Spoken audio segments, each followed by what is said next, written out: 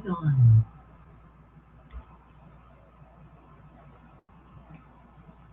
Hello, everyone. This is Stunt Hangar video chat. This is Monday, August 24th, 2020, and we're here to talk about model aviation. And looks like the live stream is working on YouTube, which is fantastic. I didn't have it working Friday, so if you had tuned in or tried to find us Friday, I actually don't know what happened. I did the same thing today, and it worked today. I can't explain why it wasn't working earlier. Anyways, we talk about model aviation. We talk about building and flying and competing, crashing, repairing, about working in your shop, what things you did in your shop. We talk about contests. I know that I think it was last weekend, FMC, the Fellowship of Christian Modelers, they had a control line stunt contest at Muncie, Indiana, where we have the national champion control line championships every year. And that went on, and I saw some video. And speaking of that, what makes that partly possible is the fact that Sparky does invest his own money, and we do ask for donations to help him augment the expenses of doing that. Is I actually saw some live video. I think I saw some video of Saturday, and I think I saw some video of Sunday, I think. Anyways, I saw the darts today. They had a dart contest. This is not a control line dart contest, but this, I guess, something they do. But anyways, let me invite my other friends here. If you want to join this conversation, you can come in live, and we'd love to have you come in live if you are a Stunt Hangar member. If you're not, you can join by registering at stunthangar.com and with your first and last real name and a space between the two, and your email. And then if it takes too long to get approved, let me know, and I can call Sparky, who runs everything, and let him know that I've been in touch with you and you want to get joined up quickly. So, anyways, let me post the link on Stunt Hangar. Let me see. Actually, I already have that going on over here. Just bear with me for a second. And let's go ahead and post this. And then hopefully some people will be joining me really quickly. All right. So it's posted on the Stunt Hangar website, the forum, and they should be popping in. Anyways, what I've been doing is been working on a new airplane. I call it Precious Balsa, kind of similar to that Reno Air Racer called Precious Metal, which is no longer with us. Hopefully that doesn't happen to Precious Balsa, hopefully. But so I'm really excited. It's the first time I've ever done any molding. I'm molding the bottom block, and I made the mold buck for that already. And I'm actually working on the mold buck for the top blocks. That's the top block on top of the fuselage, and I'm going to wrap 1/16 sheet of balsa around that form. Of course, it's wet. It's kind of, you soak it in hot water with ammonia, and then you wrap it around this mold buck, and you let it dry. And when it's done, it's dry and it's in that shape of the what it was wrapped around. And it's my first time doing that, so I'm particularly excited about that. I'm expecting to have additional strength because of the wood being curved, and it's going to be lighter, so it's a great combination. Well, here comes somebody. Here's Gary Sinclair. Hey, Gary, how are you? Can you hear me, Gary? All right. All right. Hey, did I get on too early for you tonight? A little better. Yeah. Yeah, I've been trying. I made a special attempt to get here a little bit early today, so I think I got in right on time. Well, I was actually, the broadcast started right on time, but I didn't post the link at that time. But I was actually broadcasting at about 6:41. Yeah. Anyways, What you been up to? Oh, just fooling around now. You're fixing up our water line and stuff. Getting that done. Yeah, that's So so you guys found the leak? yeah, we found it. Oh, Yeah, got her fixed. okay, yeah. So you gonna lay down some copper? No, it's just it's the outside line. It's that plastic. Oh, okay. So It comes from the meter to the house. PVC? Yeah. Oh, okay. Yeah. Yeah, so I was just Yeah. telling the audience, matter of fact, let me see who's in the pop out chat. I meant to have that up. Where is that at? Let's see here. Let me bring that up. Okay, there we go. No one's in the chat.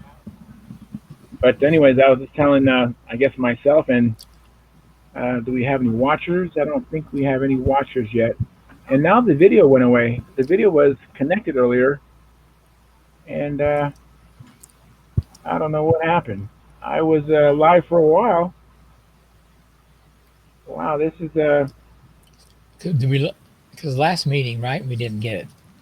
yeah. But I started off. It was working, and then I went to invite everybody in, and that's when I posted the link, and I just checked on it, and it's the video is not live for some reason. I don't know what is going on. So darn it, that's disappointing. But there's an end stream button still there, so it's not like I've ended it. I don't know why it's unavailable. Hopefully, it's just unavailable to me, and hopefully, it's still being shown on YouTube. Hopefully. Um, did you come in on through the link that I posted in Stunt Hangar? Mm-hmm. Yeah. Oh, you came in? Okay. All right, so that's working good. Yeah. Anyways, I'll just continue on. I've been working on my new project, Gary. It's called, I call it Precious Balsa. It's actually a Strega kit that I'm modifying, and so I've changed it, some designs to the fuselage, and I'm for the first time I'm going to be molding the bottom block out of 1/16 sheet of balsa, and the top block out of another sheet of 1/16 balsa. And Rather I'm pretty than excited about that. I've never done any molding. Have you done any molding? no, but I was thinking about even this one that I got here. Just be nice to just go ahead and use it as a template and mold. Yeah, I mean, it takes a lot of time. Hey, John. Yeah. How you doing? All right. How you doing? I just had a hat on and I took it off. My hair's all, You had helmet hair, huh? yeah. Well, it's too long on the sides here because with COVID, I haven't been able to get to the barber shop. Yeah. So when you wear a hat, it comes out this way. Yeah, it's more than helmet hair. I should get a haircut like yours, Charles. Yeah, easy. Just Yeah, take it all down with the guard, and then you have an easy haircut. yeah. I wouldn't look like Santa though. Huh? I wouldn't be able to do Santa Claus Oh. without a wig. Yeah, Hey, Tryon. I'm trying. I tried. Hey, So what's happening there tonight, Charles? Well, for some reason it's not streaming on YouTube. It was earlier. Then I went to invite you guys. I posted the link in Stunt Hangar, and I just checked on it, and we're not broadcasting, but it says we're live. So maybe it's just not showing on my computer. So hopefully it's still broadcasting. Well, I hope so. But I spoke to Rusty today. He's back, but he wants to unpack and get catch up with his rest and that kind of stuff. Oh yeah, he needs to what do you call it? Detox. Yeah. well, we had a contest here in Georgia. Say it We again? have a very nice turnout. We had like Friday evening when I went over there to I said, after work, about 3:30 or so, 4 o'clock, I was over there. And when I got to the field, I was so surprised to see that the flight line was full and all three circles were in use at the time. Wow, Yeah, it's good. that is Um, fantastic. a lot of people came with their wives. Saturday we had the competition. I judged a couple of events. After the contest, we had everybody together under a gazebo that was belonging to the park. Very nice gazebo, and we had live music and we had dinner brought out to us.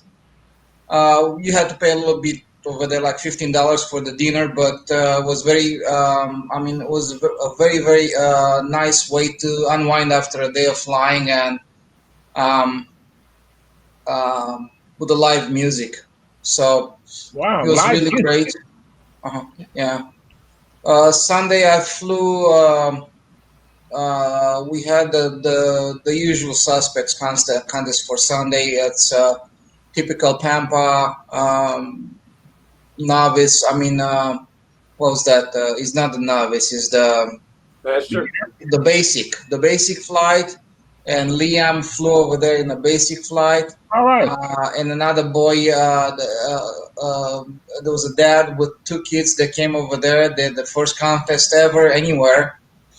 That was great. They were very pleased and they had a good time over there. So there was long story short, it was the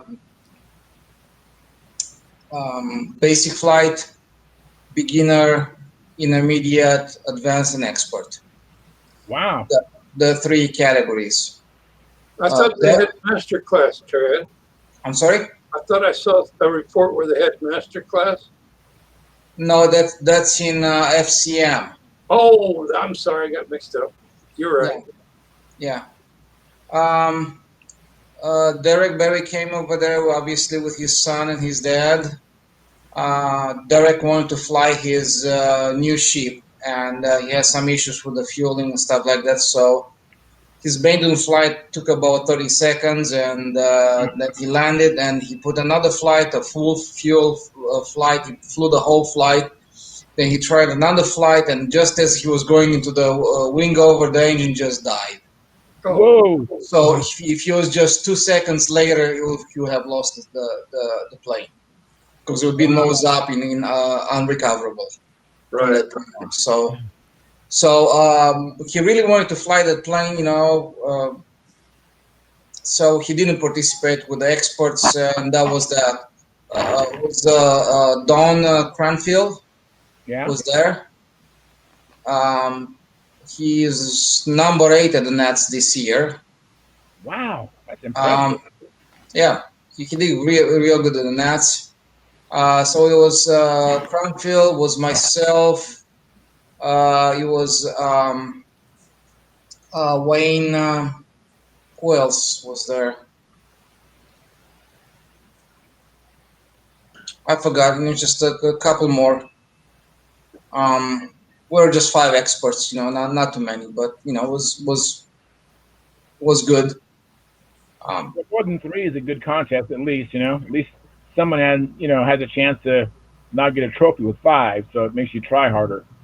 You want to at least. yeah, yeah. I took first place. I managed to Wow. to scratch an old itch.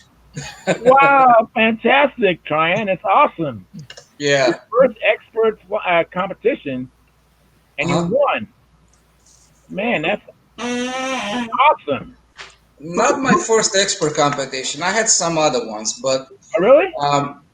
in this particular case, how people make their own targets. I want to beat this guy on this Right. competition, right? Right. So of all the experts, I pick up the toughest one. So it was Right. Don over there. He was the toughest one. He's my target. I want him today. Who was that? I missed that. Who was that? Yeah, I mean, who was your target? Don. Oh, Don Cranfield was your target. Okay. Wow. Yeah, he was my target. So I broke my best record for the highest points in a flight ever, and that was in the front of Wayne Smith and Tom Dixon as judges. Very good judges. So they're good judges and they're tough judges too. So I've noticed that the Don Cranfield's scores were almost exactly what he had at the Nats. Very good. So he's very consistent and stuff like that. Anyways, I had on my first flight 555.5. Very good. That's good. Very good. I went hard at it. I mean, I just like the and the plane was unbelievable. You know, I just love the way the thing just moves in the air and stuff like that. So, second flight, the wind just started to blow in my face in the middle of the flight. I think I had a thermal behind me or something like that. It was sucking the air in, and I was downwind, so it kind of messed me up. So I didn't do so good. 536 or something like that. Still a solid flight for that. Yeah. I think I flew decent all week long. And that's that. I saw a posting on regular Stunt Hangar by Bob. Oh, what's his? He's north of you there. He posted pictures of your airplane and pronounced it as really good. Who did? Bob starts with a Z. Hell to get old. Bob's and Belly? Yeah. Over on. Oh yeah, he was there. Yeah, well, he took some pictures of your airplane and put a post up on regular Stunt Hangar with about 4 pictures of your airplane and a really glowing report on your aircraft and how it was built and how good it was. So you might want to check it out. Ah, thanks, appreciate that. Yeah, I had a few people flying it, including Mike. And who else? Mike Lonke? Mike Lanke, yeah. All right. Wayne was flying it. Wayne flew to the. No, not Wayne Smith's brother. What's his name? He was in a hangar with us last time. Yeah. Jim Smith? Yeah, it was Jim. Jim Smith. Yeah, Jim. Yeah, Jim flew it too. So, I really those my highlight of the whole thing. I enjoyed that more than than anything else. Winning is nice, but sharing and their reaction after that was priceless. Yeah. Oh, I bet, because you know what? I mean, your plane is there's no other plane out there like that. So you're basically just teasing them, going, "This is what life could be like, but good luck if you're going to get one like that." I get it, yeah, but it is a beast in the air. It is a beast. It's dynamite. I mean, you just think about it. This is where I want you to go, right here, and you just put it over there. Bam! It's just almost instinctive. Well, maybe you could make a bunch of them, start selling them in Russia. They sell us everything that they make, right? Right. Yeah, some for $5,000 a piece. But you'd have to. If somebody would offer me $2,000 for a piece, I'd take it. Yeah, you'd have to have a case though to put it in. Yeah. So Mike Lonke, can you hear me? All right, so tell me the truth. How does Tryon's plane really fly? We heard how Tryon says it flies, but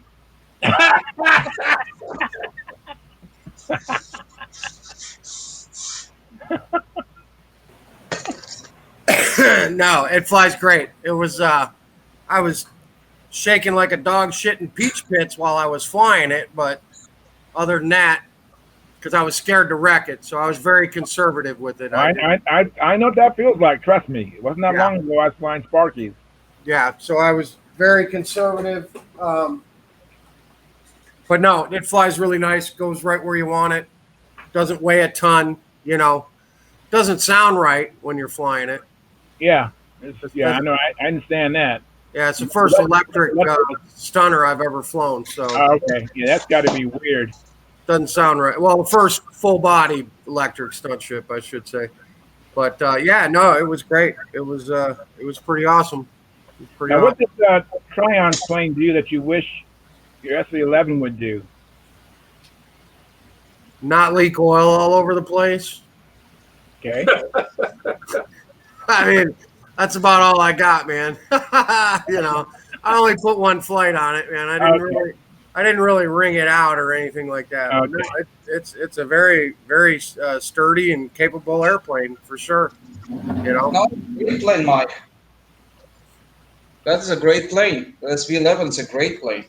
yeah. I did pretty well with it too until I didn't. So I'll But it's you know, what let you down is the motor, right? The motor was running too fast, and then it was too fat. Yeah.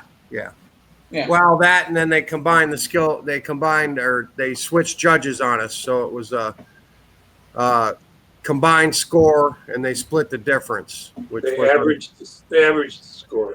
Yeah, they were worried about weather coming in, so they asked everybody because expert and beginner was done, and they had 8 in intermediate and 3 in advanced, so they had 11 flyers, and they had a set of judges not doing anything because expert and beginner was done, so they moved the advance over to the other circle so they could utilize the judges and speed things up.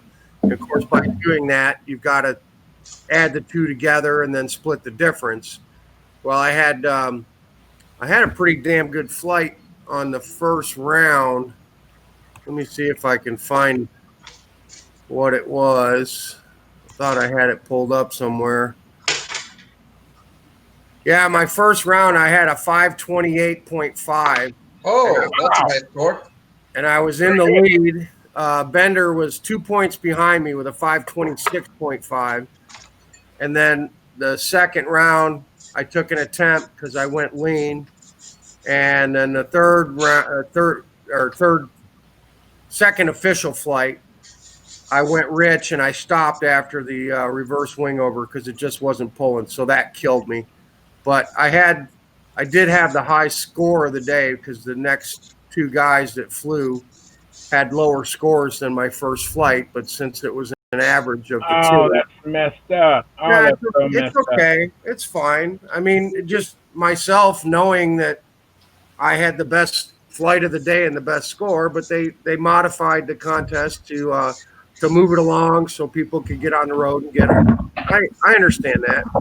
It's a toy airplane contest, man. I'm not there chasing trophies. You know, it's nice to win, but it didn't work out in my favor this time. Who knows? Next time it might. You know, what are you gonna do? But you know, in your defense, Mike, you had your plane, and this was basically brand new. You didn't even know what prop to use. You had very little experience on a plane at that time. Yeah, I had about 15 flights on the airplane by contest time yesterday. So. Okay. Wow. At 528, it's a pretty good score. That's without appearance points too, right? Man, he's got a dynamite pullout on those on the reverse wing over. You should see him coming. He goes down to the ground, I mean bonsai kind of move, and then pulls out, bam, and nice and clean and goes. I was like, I'm looking at him and go like, holy smokes. Well, and Tryon, you even said that on Saturday after watching my profile flight. I think you said it when you saw me do it with my P40, and then I did the same thing with the SV on yesterday. So yeah, that's actually probably my best maneuver is a reverse wing over because I like diving that thing straight to the dirt and then just, you know. That is awesome. That really wows the judges, and they expect great things out of you. Yeah, that could be a good thing or a bad thing because then when your loops and your squares all look like trapezoids and not recognizable. They're like, wow, why is he so good on the reverse, but he can't fly a shape to save his life? It's also easier. I mean, when you bomb the first maneuver, it's hard to get your scores to go up, up, up. But when you Right. nail the first maneuver, they might go down a little bit, but not as harsh as when you blow it and you're trying to recover. And yeah, it's just you're fighting the battle then when you start bad. Mike, what would you estimate the your height of your pullout on your reverse swing over? Probably 5 feet. That's good.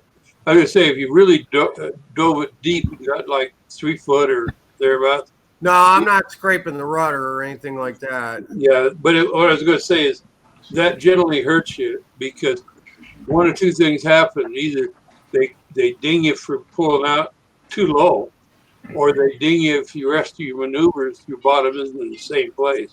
Yeah. I'm looking at the scores here. I actually did better in Warbird than I did in any other event. I pulled out a 531 in profile in Warbird.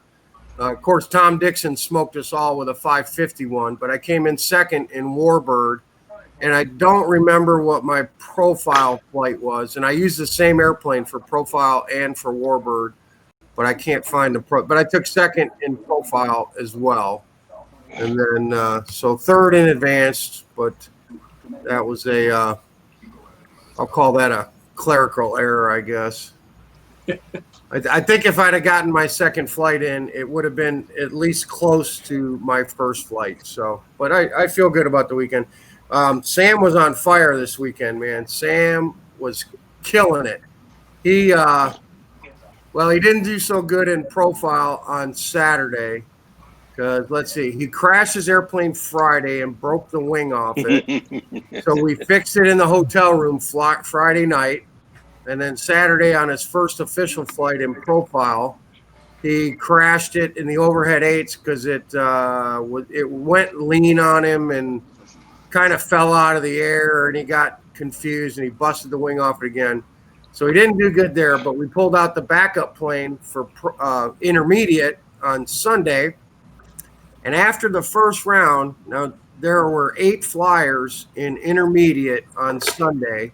Samuel was the only junior, and his first flight was a 471. Oh, pretty good. Wow. He was right there, and he was in second place right behind Don Main with a 473. And Don Main was flying a full-bodied PA-piped stunt ship. Wow. Good grief. Sam was 2.5 points away from him.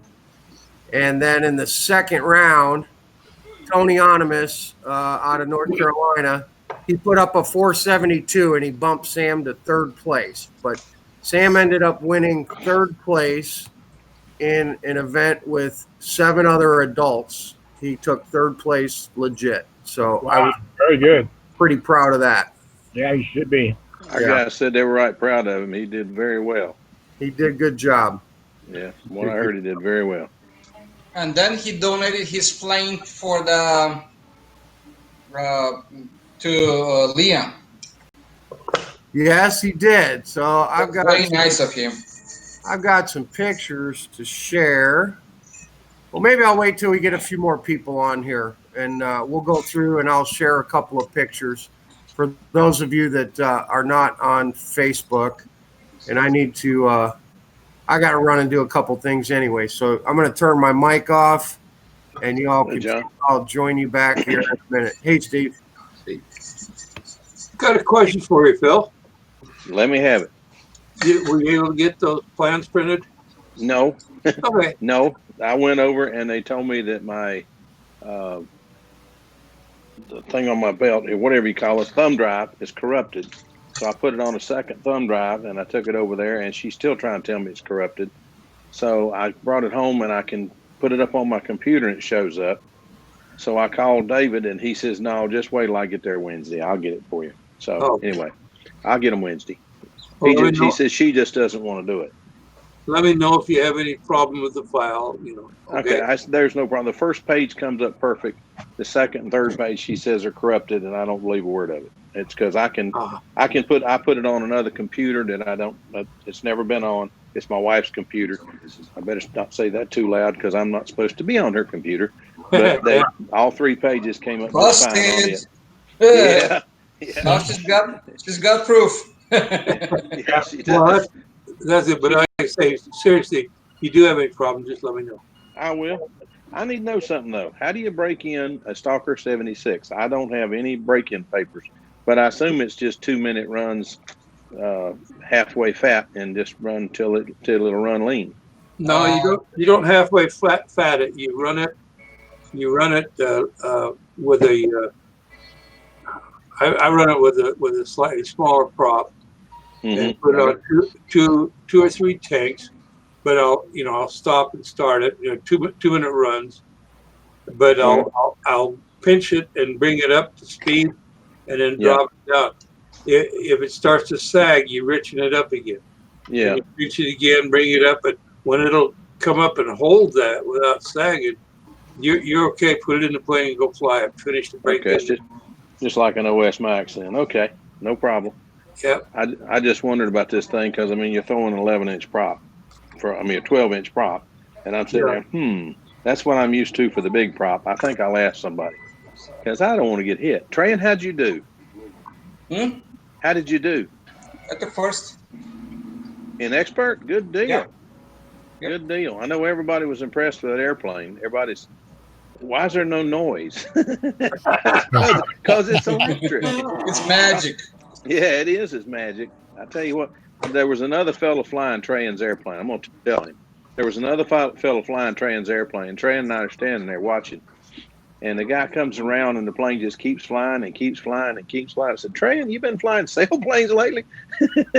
God, that thing just wouldn't come down. It got down in about half the wingspan. I forgot what you call that, ground something. And it just did not want to come down. That airplane is so clean and so it doesn't even whistle when it goes by. That thing is so clean, it's ridiculous. And I picked it up, and it weighs, I was stunned. My Nobler weighs more than that Revolution's. It's amazing. Wow. It's amazing. You flew it, right? No, I didn't fly it. I've still got this inner ear infection. I can't fly anything right now. Oh. I got home and got my airplane finished, and Tom Looper wanted me to go flying, was talking about going flying. I told Tom, I'm happy if I can walk without grabbing something. So they're telling me I'm going to have at least 2 more days of this. The stuff that I'm putting in my ear to get my ear to go down is causing me to be dizzy. It's not my ear.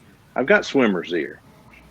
I'm 65 and I fished fishing tournaments for the last 40 years, and I finally decided, it might be a good idea for me to learn to swim. Right. Well, I forgot to dry my ears out. So live and learn. I pull some dumb moves once in a while. It gets harder when you get older too. You got more things. You ain't kidding. Yeah, I had some people fly the plane over there in Georgia.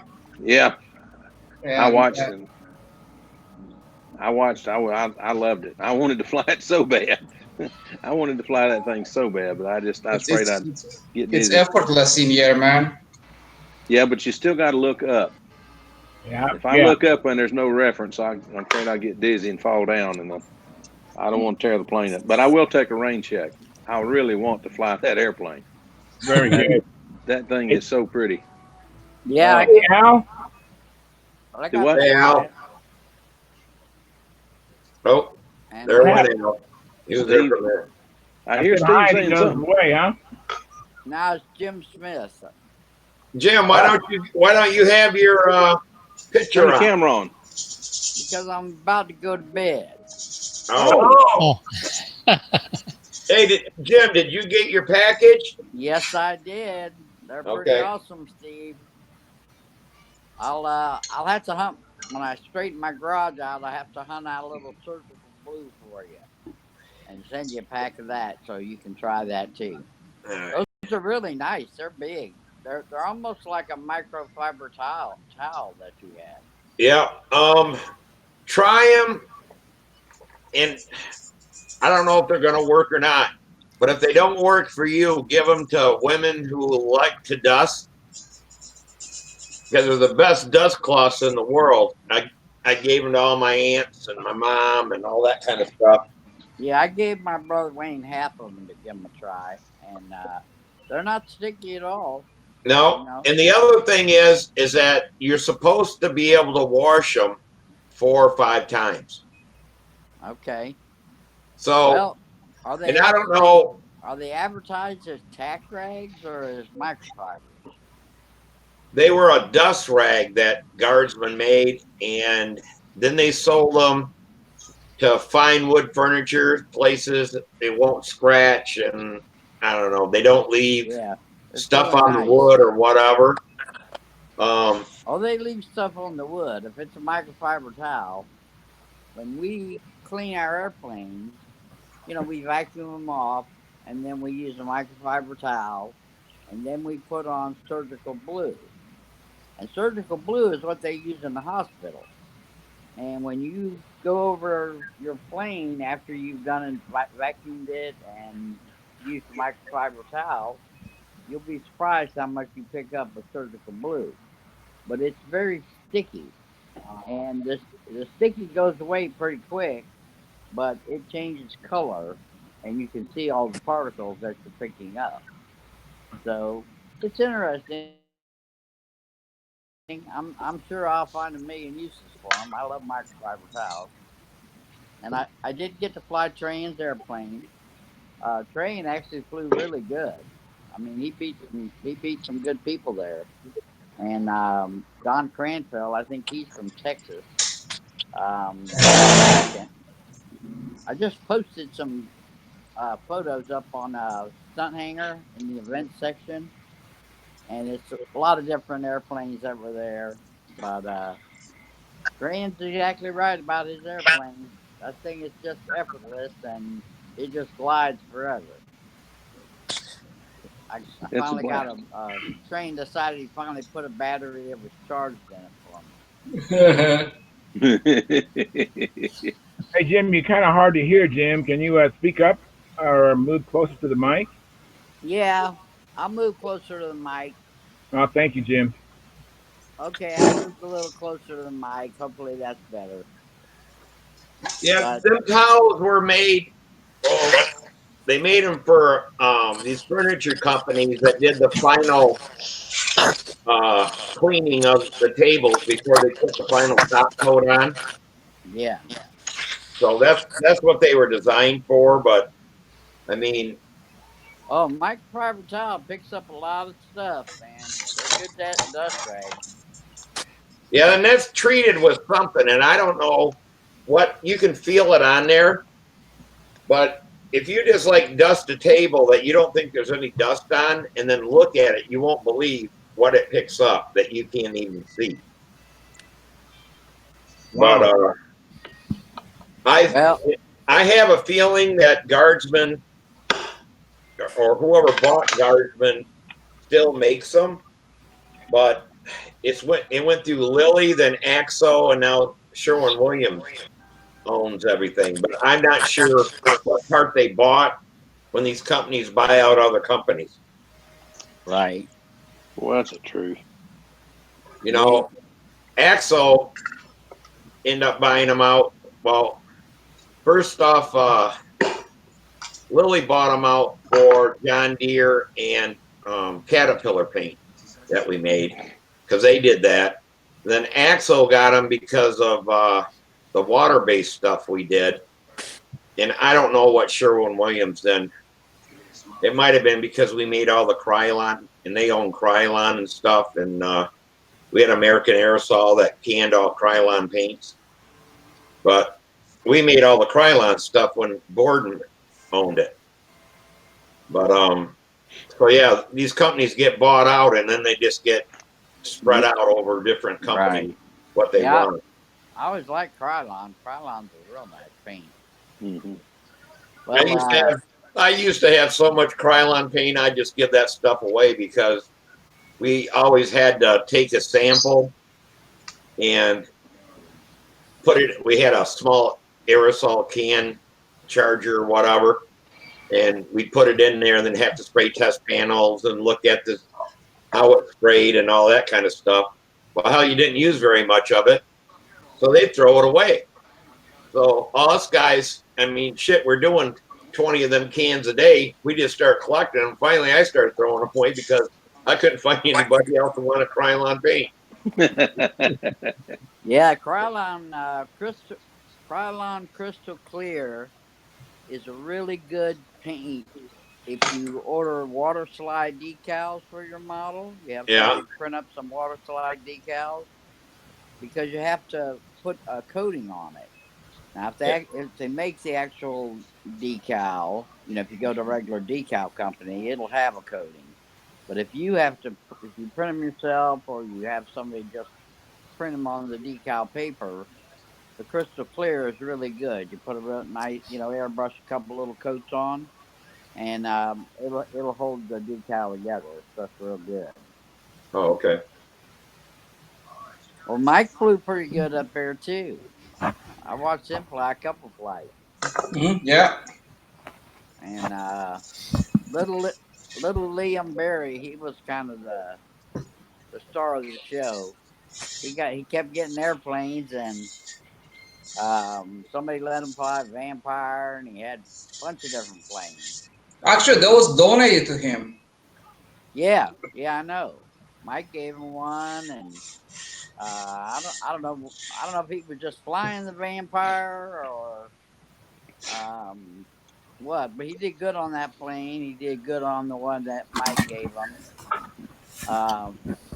He already got the Humpty Dumps down real good, the roller coaster in basic.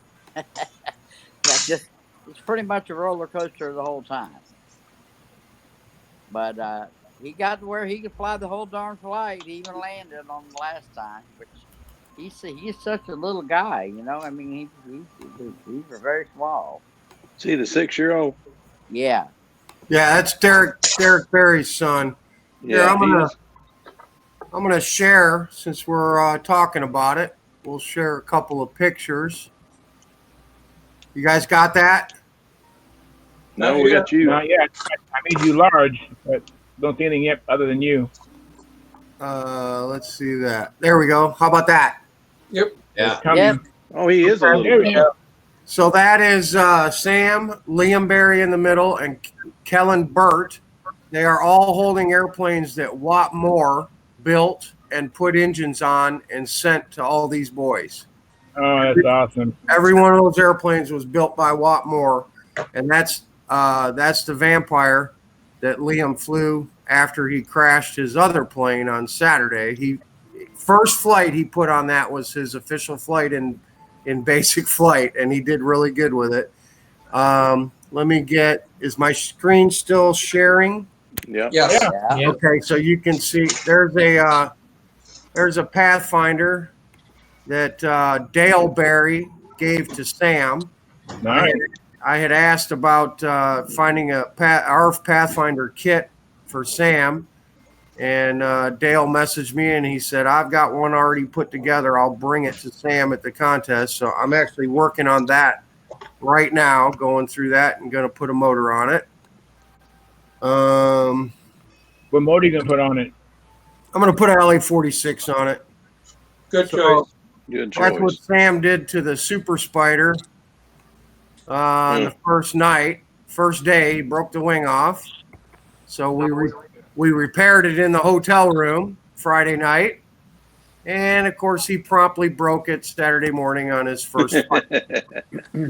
So I'm working on fixing that one right now. Probably because it's a green airplane. It's called the Smashing Good Time. Yeah. Yeah. There's Liam and Sam having their pizza in the hotel room. That's always a contest favorite for them. Having pizza. And Horrible time, yeah. there's Sam getting his third place for profile. And here we go. There's the one. So that's the plane that Sam took third with in profile. And we took the engine off it, and we gave that one to Liam yesterday as we were leaving. Nice. So passing that one on as well. And I think I got one more of another kid with an airplane. If you give me a second. It's not coming up. I don't know why. We gave Randy Burt, Randy's son, Kellen, a flight streak that Jack Hamilton had given to Sam a couple years ago. Flight streak ARF, and Kellen, Randy had a motor in his bag of stuff. He put a motor on it Friday, and Kellen flew that airplane on Saturday to win beginner. Very good. So there was lots of airplanes passed out to lots of kids Awesome. this weekend. Yeah, Kellen got 2 airplanes, one from Watt, one from us. Liam got 2 airplanes, one from Watt, one from us. And yeah, it was a good time. The Burts were there, and it was their very first contest. Randy's on the Control Line Facebook page, and his 2 boys. Corbin is a teenager. I think he's probably 16 or 17. Kellen is 11, and they've both been flying Control Line for just 3 months. And this was their very first contest they ever came to. And they were there all day Friday and all day Saturday, and they had a blast. And they went home with a bunch of swag. They had an excellent time. So, and those boys can fly too, both of them, for only flying for 3 months. I mean, they both can fly the entire beginner pattern, which is Very good. Wow, in 3 months? 3 months. Oh, smoke. That's very good. They just started this year, so. All right, the question is, who won the biplane? I don't know. We won a control system from Oki Air, so Tom Morris product. We won a control system from them. I know Wayne Smith won an LA-46, a Tom Dixon LA-46, because he asked me if I wanted it as we were leaving, and I was like, no, I got 8 of them. I don't need any more. Find another kid or something like that to give it to. But I don't know. Dave Hallis won the sheeted foam wing from Tom Dixon. I know that, but I do not know who won the biplane. I don't know who won the Brodak gift certificate or the other prizes. Any carbon props show up at the meet? Yeah, he got all 4 of them. A few. I got to rag you a little bit. You got to get there on Friday, man. Sorry. Yeah. Hey, I found out what that plane is. I thought it was a supersonic stunner.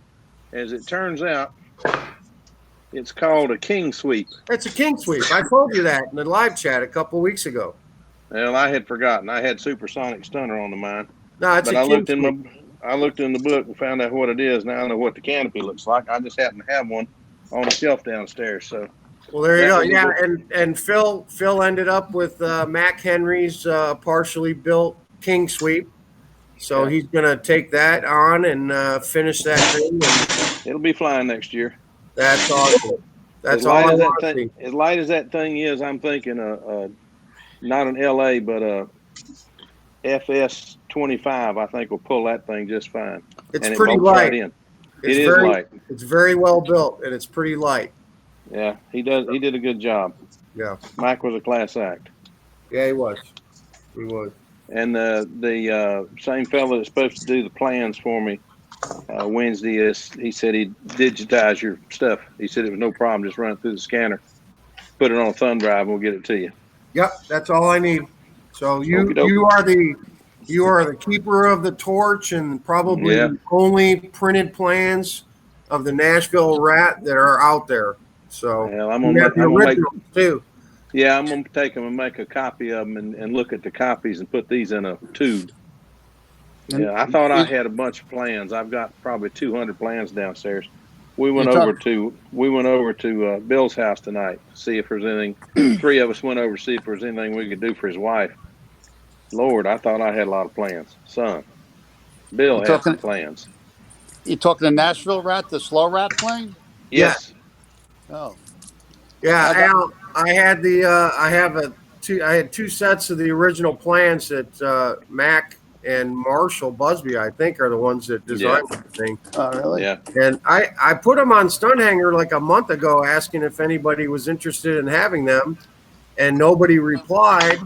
And then just on the Hangout the other day, Phil asked, "I'd really like to get a copy of the Nashville Rat." And I'm like, "I got them. You can have them."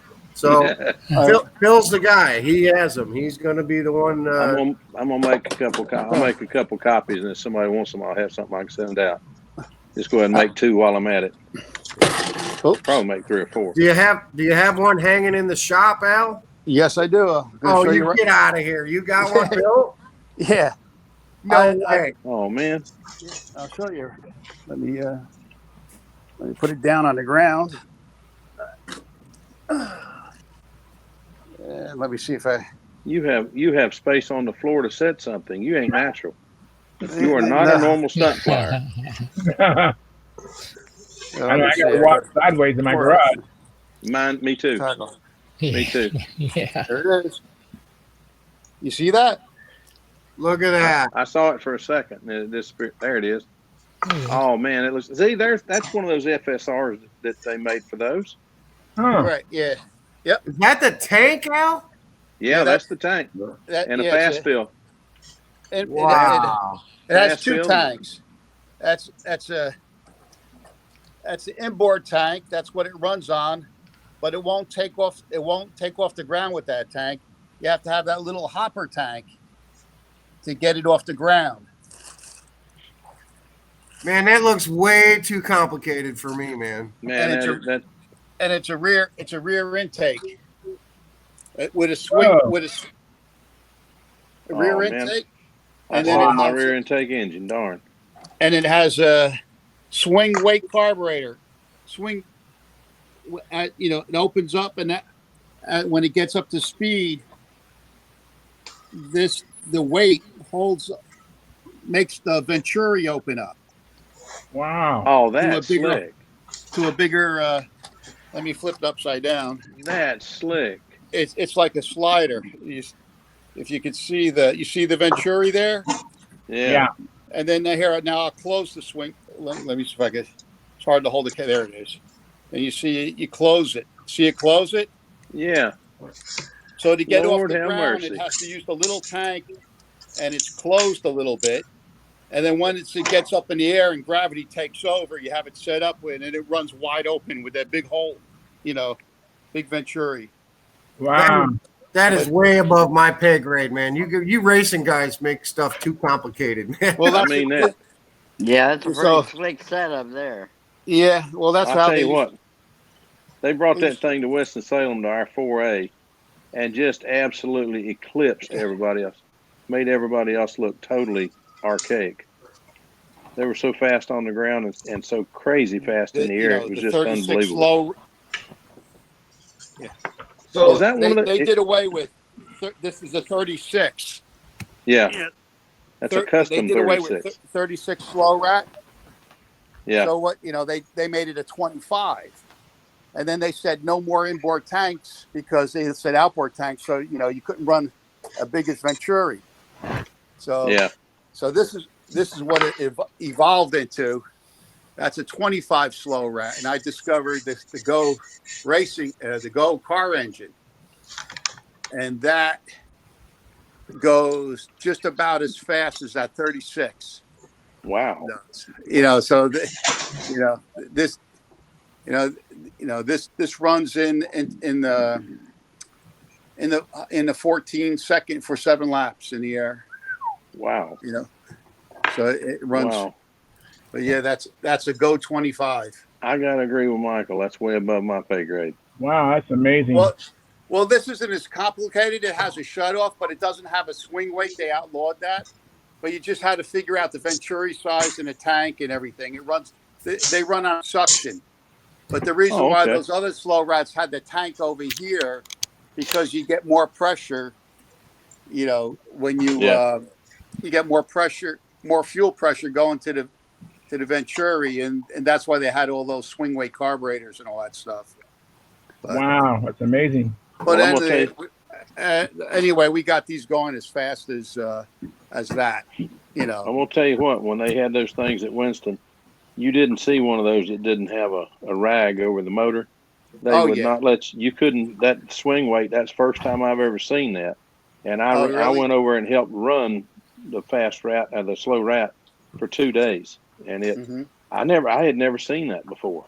Oh, the swing weights? Yeah, no, that was You know, that was the was- hot setup back in the. That was closely guarded secret.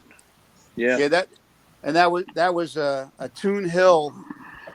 A Toon Hill came out and they did those 36 engines. Yeah. The Toon Hill version, and then they deboard the OS 40. I wondered why you And never then- saw then- those anymore. And then OS came out with their own version of that, but this is a Toon Hill version. Yeah, that's one of the. I kept trying to buy one of those and couldn't find one. Nobody would part with one. Yeah, so Those things were. But then slick. after that, then the Nelson came out and dominated everything. Oh, it still does. They're. Yeah. If you ever talk to that guy at the Nats, man, you got to catch him after the competition for the day, because during the day he looks like a nervous wreck, but his stuff is so darn fast. Which guy's that? Nelson. Oh, Henry. Oh, Henry Nelson. Yeah. Oh, yeah. Well, He was yeah. over helping a guy when I was trying to talk to him. He was helping this guy out with a what do you call those the RC race plane that's so darn quick. It's a 40. Oh, the pylon job. Yeah. Pylon job. There you go. Yeah. And the motor, they started the motor, and the thing squealed so loud I had to back up and cover my ears. Yeah. I had never heard a scream like that. That thing sounded like it's turning 30 grand on the ground. And when he let go of it, it took off like something shot it.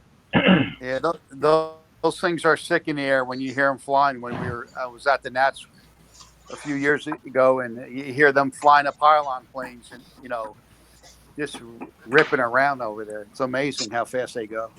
You ain't kidding. Yeah. The only thing I saw at the Nats that really blew my mind worse than those pylon jobs was I saw something go over and I thought, my God, that F-15 was so low. And then I realized that was a model. It had 2 turbines in it. First time I'd ever seen one of those turbine jets. That thing was incredible. Yeah, No, I you should make a trip up to Joe Knoll one year whenever they have I'm that going. again. I'm going. Yeah, I tried to go last year. They have some huge. Now that's the garage, Al. really exotic. What's that? Now that's a garage It's my shop. or a shop. Yeah. Is that the slasher, Al? This is the slasher. I just silked it today. Are you building 2? Or are you building 1 for me, buddy? Good buddy. I'm looking to get this one done. But yeah. Is that your Sky Dancer down there? Is that Sky Sky Dancer? Dancer that's on the table? Yeah. Is that it down there? The red one underneath that? No, that's a No. Jaguar. Jaguar. Okay. Jaguar. That looks pretty. Nice. Yeah. That is pretty. Yeah, I got a little bit of everything pink? here. I have plans to that, but I never built it. I don't know why. Yeah, Don Ogren has the Jaguar, and it's a real nice flyer too. Yeah, I thought I'd build it and leave that scoop off the bottom of it. That just looks like turbulence to me. Tryon, what are you making up? Insides of a wing? What? Yeah, So just a what do you little think? wing. Is that going to be for that new mold you got? No, it's for Alex. Oh, A little plane for the little one. but he doesn't like that other one that you did, or it's too big for him? He said it was kind of big for him. So he liked the ring rat, so I'm doing some ring ratish, something, my interpretation of a ring rat, call it, Oh, okay. Got Nothing, it's nothing to write home. Got one of them Revolution bell cranks in there, Trey? Yeah, sure.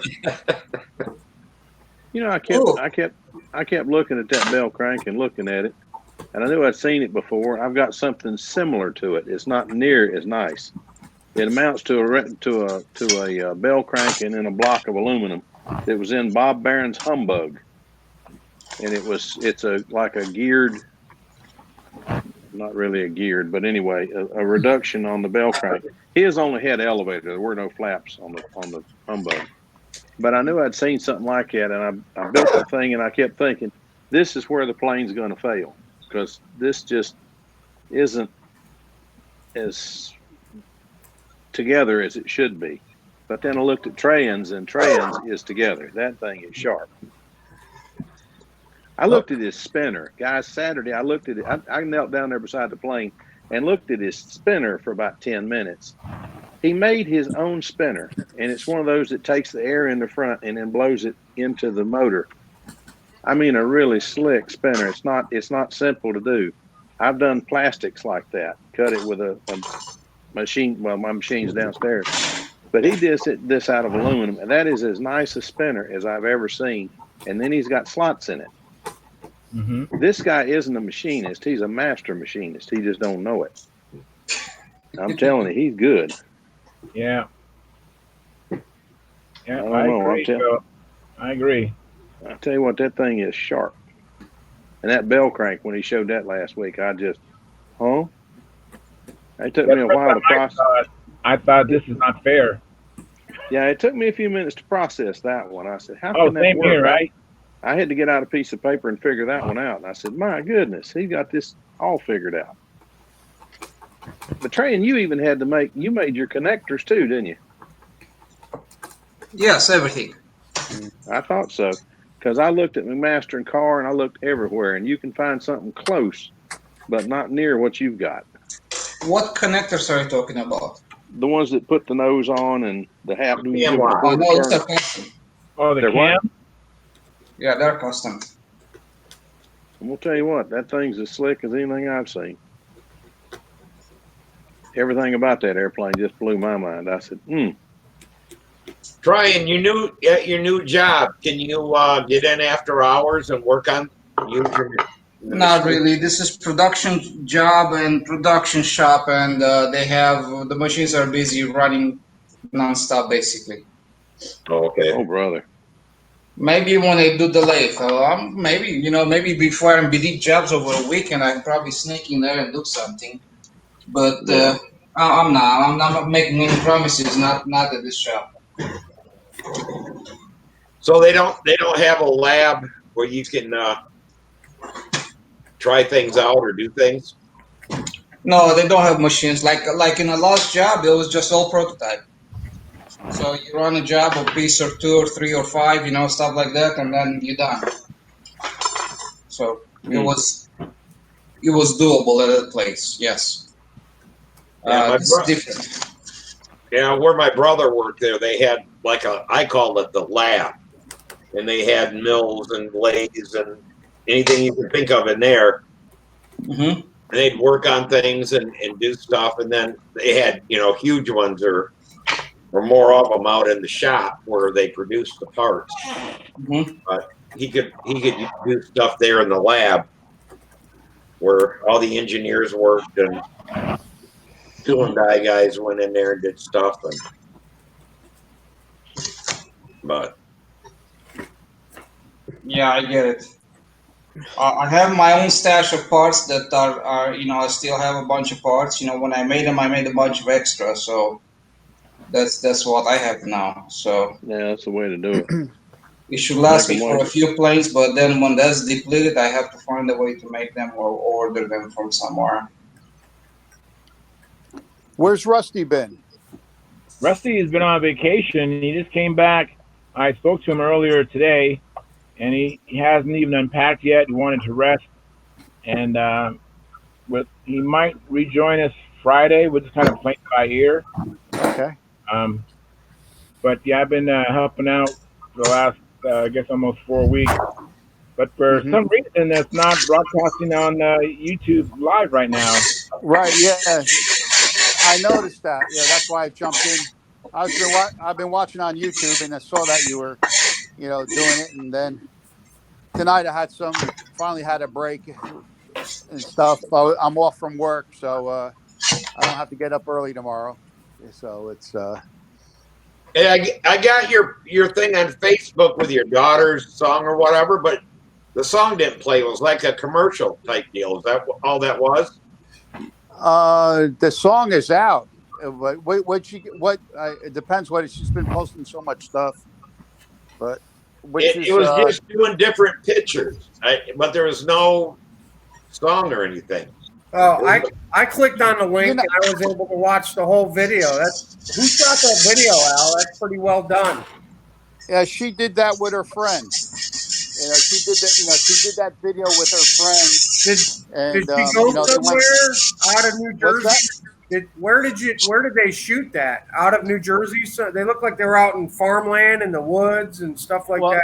Yeah, right. Well, not 80% of that is shot at Island State Park in New Jersey. Right by at the shore, and then there is other scenes put in there from from like the horses running and stuff like that, and the fox and the bear. They have a source of getting those kind of scenes that they could. They shot the whole video, and then they punched in those different scenes. Okay. Well, it's very well done, and yeah, I'm sure you're very proud of that's her. all. Oh yeah, that's all done in house.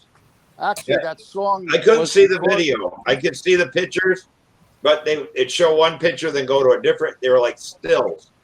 Oh, really? Well, you can go to YouTube and watch it. You just will go to YouTube and put her name in, and it'll pop right up. It's out on YouTube a couple days ago. All right. But this is what I've been busy doing. Let me see. More options. Toggle camera. And you see that thing in there in the corner?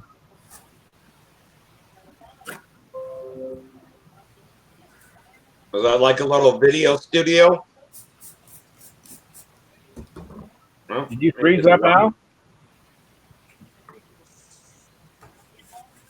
Oh, he froze up. I think you froze up. What's her name? And I'll try to look it up. Carolyn Marie. Okay. And by the way, Tryon, I muted your mic. He was making a little bit of noise.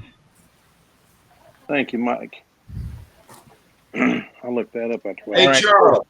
Yeah. You can see this. I got the printer working. Yeah, that's. I'm very familiar with that effect. So that's must be a water-based dye, huh? I did it all over. Oh. Yeah, when you clean the print head, you just use warm water with a couple drops of dishwashing liquid, and that's about it. Mm-hmm. Oh, I bought the stuff, and I cleaned it out, but something was up. It still wouldn't do the ink out of the colored ones. So I ended up drawing ink out of the tank and then putting it in there and kept doing it. And then all of a sudden it took off. I don't know if the tanks were plugged and it wasn't the heads. Oh. Because after I got doing the heads, it still wouldn't work. And I talked to Samantha yesterday and she said, no, the colors quit altogether and the black is messing up. Well, I got the black going first and then I finally got the colors going. Good. I'm glad to hear that. So Al, you was I'm back. For a while now you're moving, looks like. Yeah. Well, this is what I put this thing together for. It's a recording booth, correct. Yeah. Wow. What a dad. Super. Where'd you go, Al? Oh, there you are. No, that's John Miller. Al disappeared. Yeah, he keeps kicking out. Well, Steve, tell me something before I forget again. What color is a Nobler? If you were buying paint, what color do you get to match a Nobler? That's a navy blue, I believe. Yeah, well, it's not regular navy blue. You talking about the blue ARF? That blue? I bought 3 different cans of navy blue, and none of them. No, it's something that it's got purple in it or black. Yeah. That makes it purple. It's got something. I don't know what it is, but I can't match it exactly. If that actually matched his color, then he tinted something up himself. He mixed a couple colors together. That's like but it's John DeFabio. Yeah. They got it in monocoat, but you can't get a paint to match that. You could probably if you take it to a automotive shop, they can read that, and then it'll figure out the formula for you. I'm going to try that tomorrow. I'm going to take it to 4-Speed Auto Parts tomorrow, which is about the only blender I know left Everybody's closing down around here. And the ones that are left are the big body shops themselves, and they just don't have time to do it. Or Especially not. have you tried taking it to like a place that's got a lot of duplicate color and like matching that? I tried. I bought Duplicolor, and I bought a $9.95 can, just knowing it matched because it matched the top exactly. And I come home, shot the cow. It's way too dark. I don't know. I'm about ready to decide my Blue Angel is going to have a dark blue nose on it. Looks like, because I just can't match it. Not too bad. No, not too bad. I mean, hey, come on. I'll try again. I mean, so somewhere out there, somebody's got one of those replacement cowls, and if I can find one and buy it, I'll just put that on there. But I had mine repaired because I couldn't find another one, and it now, instead of weighing 0.6 of an ounce, it now weighs 1.5 ounces. So. Oh, you mean that plastic one that has the thing along the bottom? Yeah, it's got that plastic cowl. It's fiberglass. Yeah. It's junk, but it's light. I tell you, I had one, but it took me like 3 years to find it on eBay. for my nowhere. I tell you what, they are tough to find. I found 3 canopies, and I bought all 3 of them. One of them was usable. The other 2 had kinks in them. But I have 2. I don't know what I'm gonna do with them, but I've got 2 left. But it's kind of a shame. I finally got the thing. It's my first electric, and I finally got the thing flying real well. And then puff of wind blew it down and got it damaged. And then trying to fix it is. I'm gonna tell you what. I have the utmost respect for the guys that can build and fly ARFs, because I can build a plane from a kit or a plan. I can scratch build one and put everything in the box and build my own kit. And then from the time I start with the kit to a finished airplane, I've got less time in that than I do in doing an ARF Nobler. Yeah, re-engineering.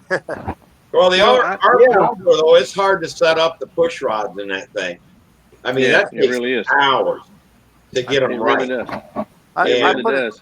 I put a Tom Morris one in mine. What a job that was! Holy mackerel! Yeah, I put a 4-inch reversed. I put a 4-inch bell crank in mine.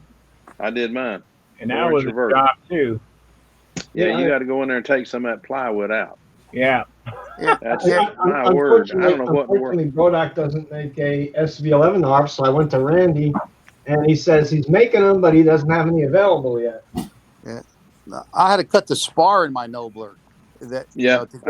To get the Tom Morris one in there. Yeah, it was a pistol. I'm afraid to move. Every time I move out of my room, I get I lose my signal. Yeah, in another area. But that's what's going on. Okay. Yeah. Well, I tell you what, if you fool with ARFs, and you can make it work, more power to you. Oh, I got my LA-25. I told my wife. Nobler. I told my wife and Tom Looper both, if I go to build another ARF and I don't build it exactly the way the kit is, I mean, just take it out of the box and put it together and take it flat. If I go to modify another ARF, kick me dead in the butt. Hey, you're right. I know. God, I know. It does take I built an ARF on the tailgate of my truck at the Nats at night with Samantha holding the flashlight. Well, that's pretty impressive. That is impressive. Hey, speaking of ARFs, now Dale Berry gave Sam this Pathfinder, and I had one when they first came out. I don't remember what year that was. It had to be. There you go. Christ, about 06, 07, somewhere in there. Yeah, and mine was fine all the way.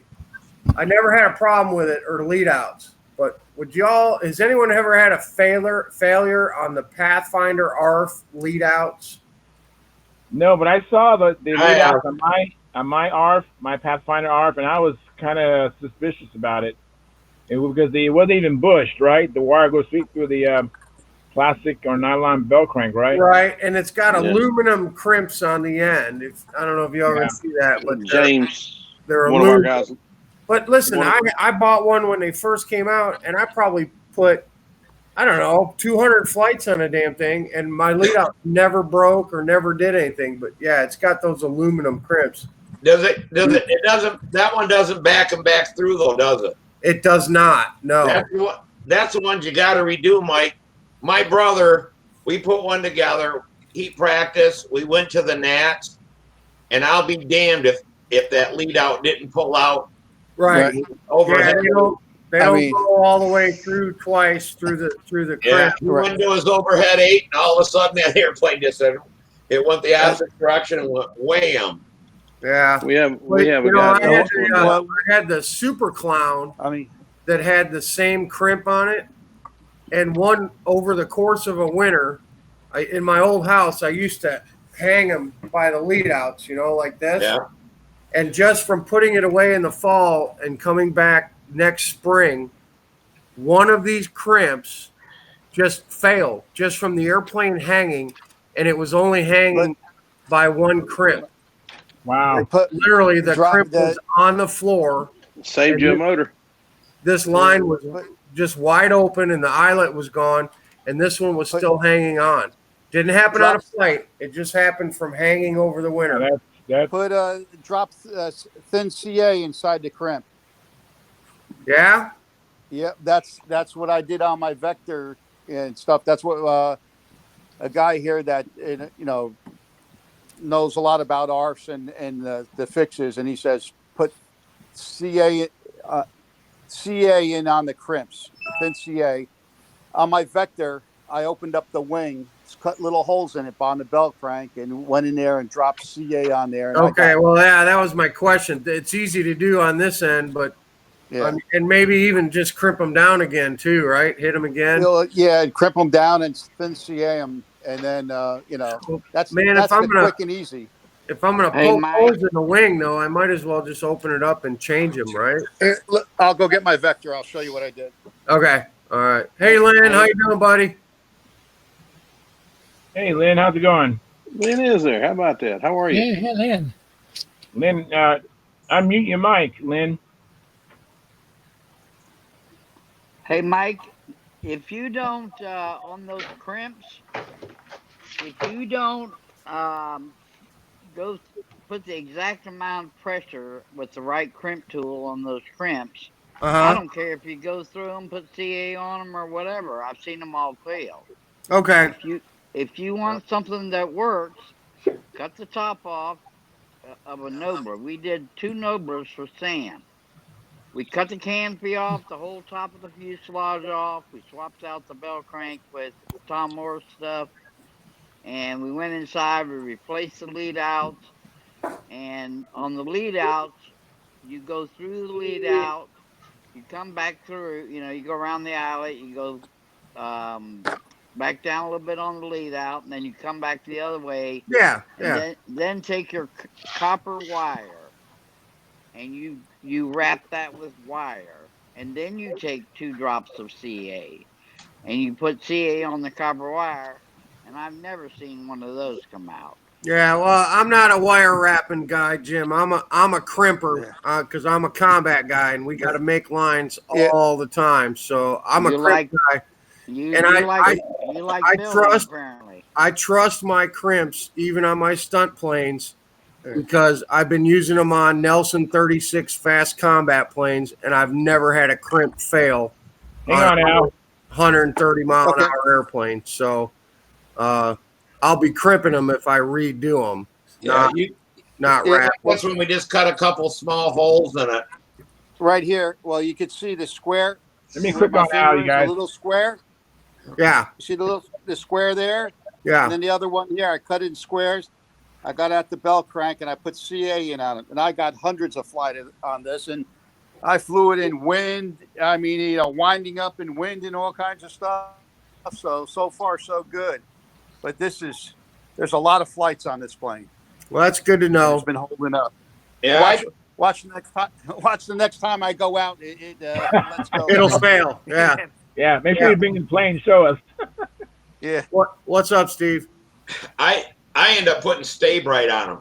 I figured that everybody says, "Oh, it'll break the wire after a while," but I think it'll last longer than than how it was from the factory. So Yeah, Yeah, well, that's the idea with these CA, but Yeah, well, speaking of lasting long, we are talking about an airplane that Samuel is going to be flying. So right. do I Yeah. cut the wing open and put real lead outs in it, or just let him fly it? So are the lead outs going to break, or is he going to crash it first? What's going to happen? I don't know. Put I'll some tell you CA what, on it. Keep going. the big thing is the first thing my brother said was, he goes, I gotta readjust my my handle. I think I put the wrong set of lines on this thing. It wasn't that. It was that wire was starting to move. It was slipping. Wow. Yeah, the Oh, it was moving. Oh, wow, yeah. So if he says anything about his handle ain't neutral or whatever, don't fly it no more. It's gonna go in anytime. I got you. Well, they're all going to go in with Sam anyway. It doesn't matter. Yeah, Yeah, but it may go in a lot sooner than what you want. He's The getting a CA lot works better. He really looked a good. lot better Saturday than he did the last time I saw him fly. Yeah, He's- Phil, I mean, he was first after the first round Yeah, yesterday. he looked good. He looked good Saturday. He was fooling first around. I didn't in, get, yeah, he was killing it, man. And he was Yeah, only two and a half points from winning. I think it was 473.5 what won the contest. The second was a 472, and Sam had a 471. He was within 2.5 points of who won the contest. that's close. 7 adults and Sam. 7 adults Yeah, and I him. fly with Tony Onimus all the time, and that little. Everybody says he's only flying an old timer. He's flying a Go Devil, or not Go Devil. What is that? Belfry thing called? bound, right? No, it's not Belfry Vampire. bound. The darn one it. with Something Devil. the wing. Yeah, the wingtips. It looks got no Belfry bound is the one that's got the big long wingtips. His is I'll go get the plans in a minute. It's old time legal. I know that. But he flew that in PA too, didn't he? Yeah, he did. He Yeah. did. It's the only thing he took down there. Yeah. But Tony can fly that airplane. Yeah, he When can. he comes out on Saturday, he flies that thing, and he'll fly it in PA. He flies it. This flight's PA. This flight's old time. This flight's Yeah. PA. This flight's old time. But He he's flew very doing that well. because Tom Looper does the same thing with that old ringmaster. So Tony's trying to keep up with Tommy. I got you. I cheat. I come out there with an old timer and a classic, and I fly, one of each. But I've got a ringmaster that I've never flown old time on. I've always flown PA with it because I just built it to fly the ringmaster event. But I've got another one that I fly old time with. Oh, but John's back. John, I found a cure to the problem of putting too much power on the twin Pathfinder. I'm gonna put 2 Brodak 25s on it. That ought to be about right. Because those things are that's. I'm firmly convinced if you want power level for the 3 engines, the FP is the strongest, the LA's next, and the Brodak is a distant third. You just got to open up the Venturi on the Brodak.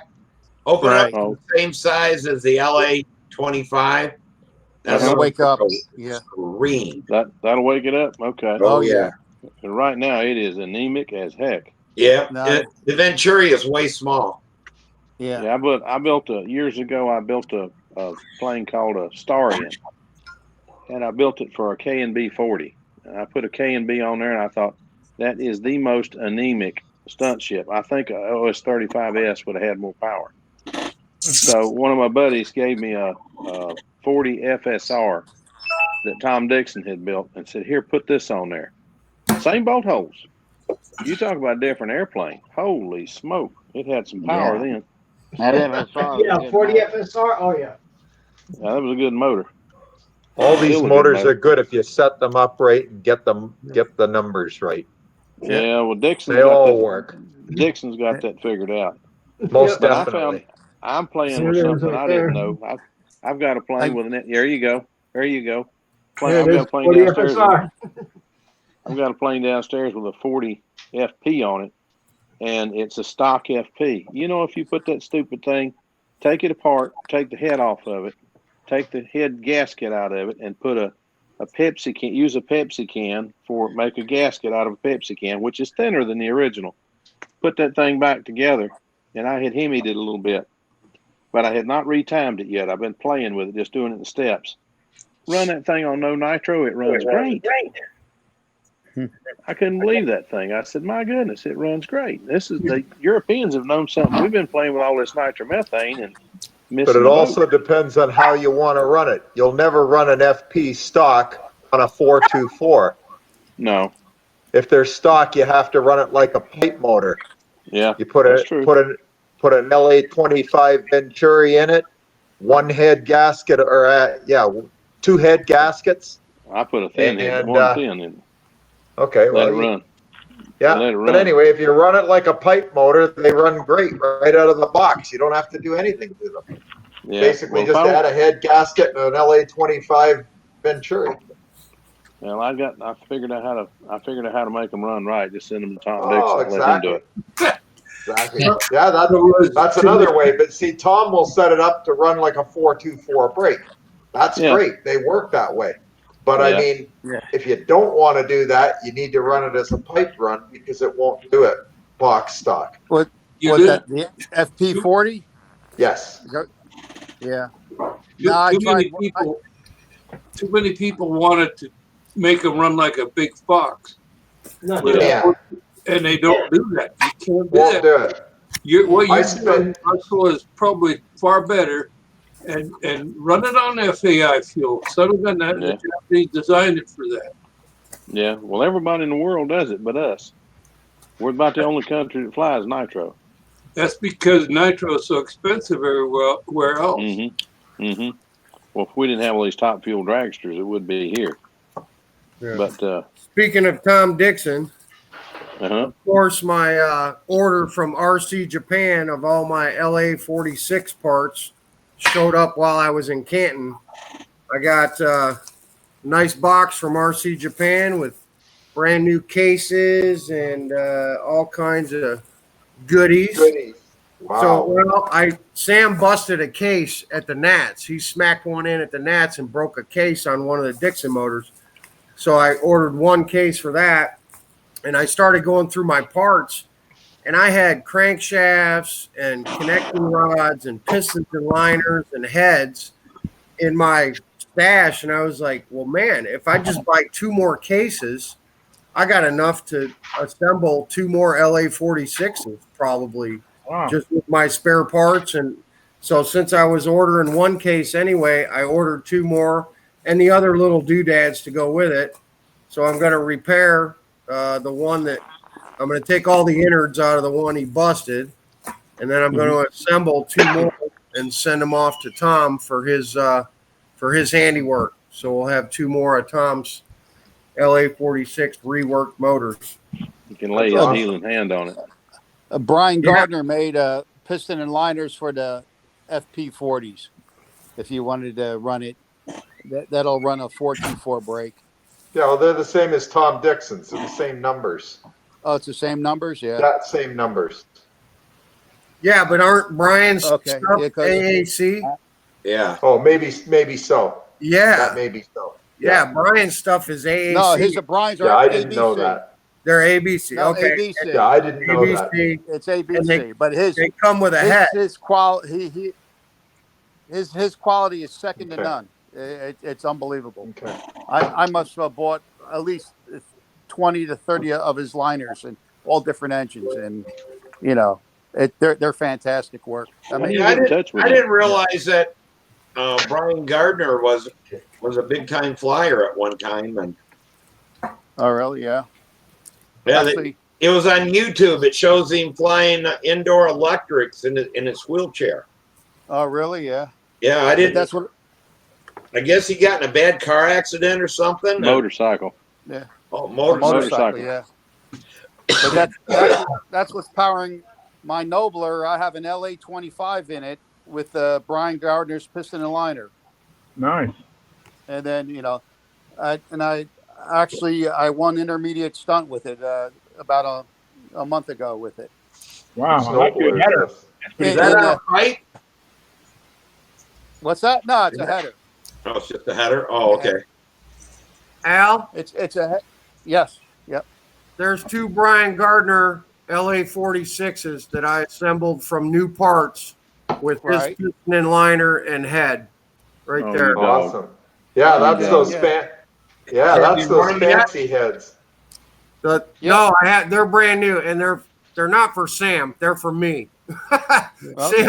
Sam gets the Dixon LA 46s, but these are for me. For the I bought 2 of Tom Dixon's Profile Vector quick build Right. kits. And Cool. that's what these are going on. I'm going to build Yeah, they a run pair. great.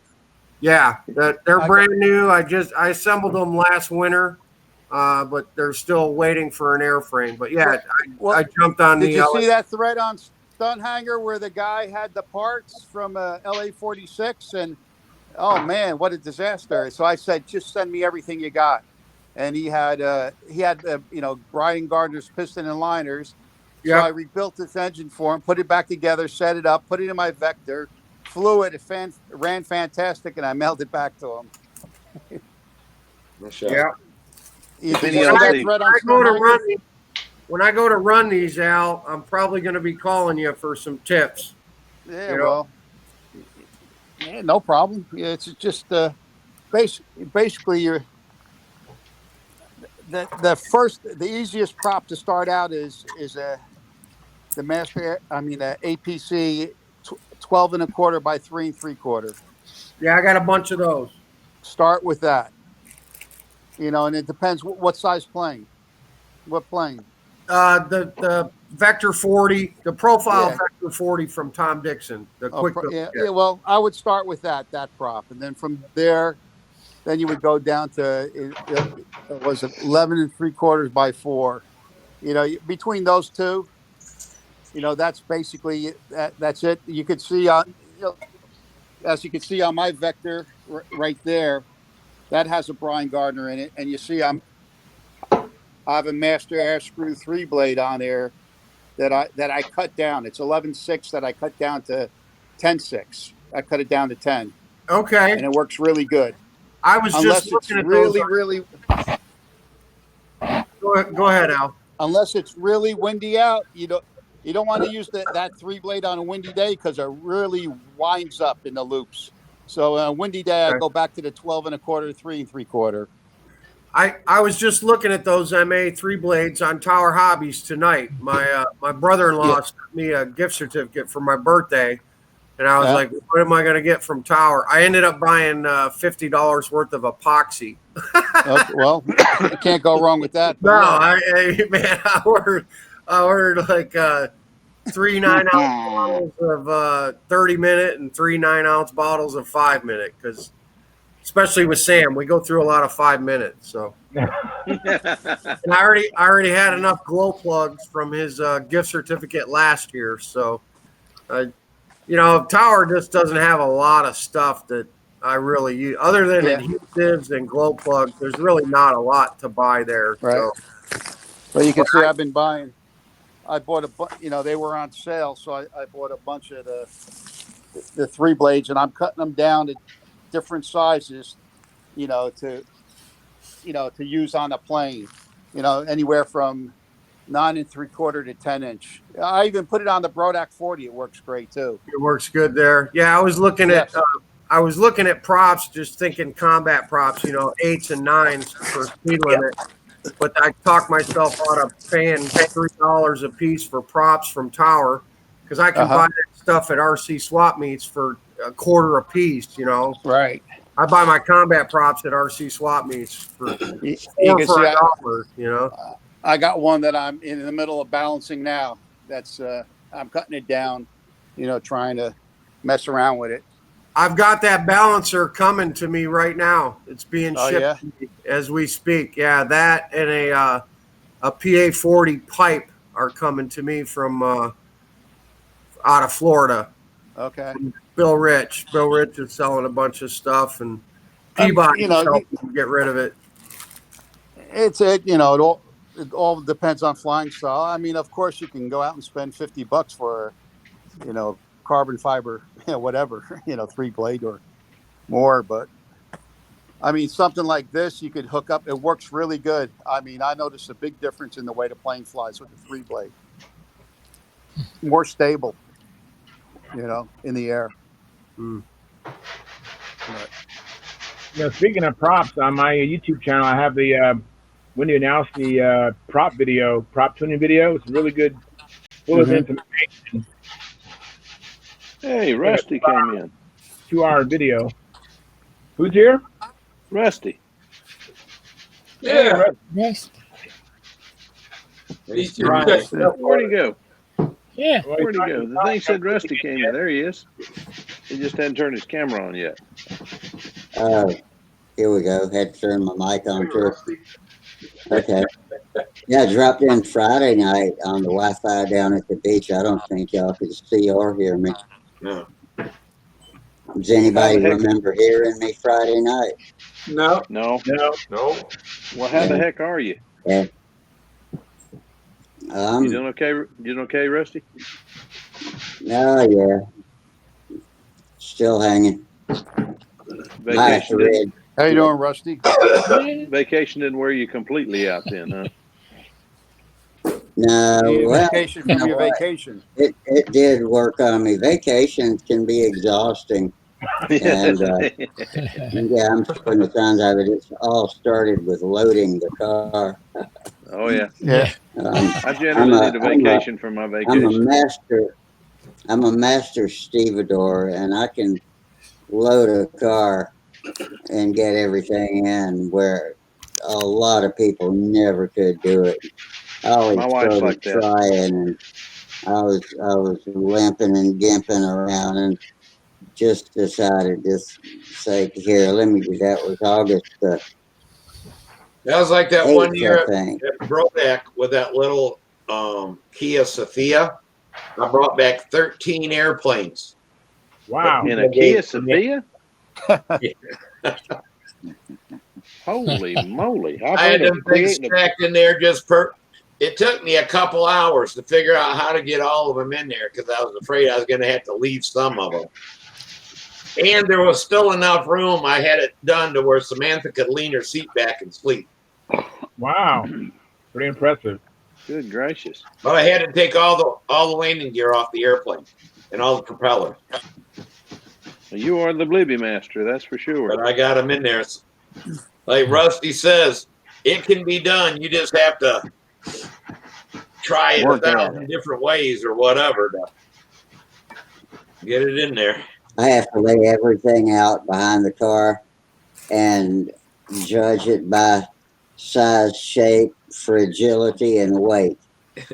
And gradually put it in piece by piece, take some out, move it, put it back where it should go. And it'll go, but by the time we were through, it was too late for Polly's Island Realty to still be open when we got down there. So, and we had passed drugstore time too. I'd forgotten all about that. I had to go to the pharmacy in Columbia first. But anyway, we got up early and went down the next day. And in retrospect, it was the right decision because I would have had to have stopped in 40 miles and checked into a Motel 6 or something to finish the trip. I was so wasted from loading that car. But we got there, had fun, saw my son and his family, sat on the porch and rocked as planned. And, we talked about all the stuff we love to. My favorite guy to talk to, just hanging out. He's a cool dude. And so anyway, we got out to the beach a few times. I only got down to the beach once. And they caught a few fish and a few crabs, things which I can't do now, but they sure are good to eat. I'll tell you what. And we got back Saturday morning. We had to be out of there at 9 o'clock. And good grief. so we packed everything up Friday night. Yeah, they claim it's because of the thorough sterilizing cleaning they have to do on the rooms now, which is a bunch of bullshit. That house wasn't clean when we got there. Not the kind of cleaning we do. Yeah. That's how everything is. Quarter for the jar, Rusty. And you can't check in till 3, 4 o'clock, and you got to get out before 9. Yeah. Yeah. I go to the beach. Yeah, I don't that's get up till right. 9. That's Golly, right. Molly. But Alan and them got down earlier. They got down there Saturday, but Sunday I was glad we didn't try to leave Saturday because it would have been a mistake. And so we drove on down, got to the beach, and that is just the way it goes. Had a good time. As long as you had a good time. It was That's what's tough important. getting up and coming home. It's always tough to come home, but we're reintegrating ourselves back into normal lifestyle as I speak. Still got suitcases and bags with stuff in them.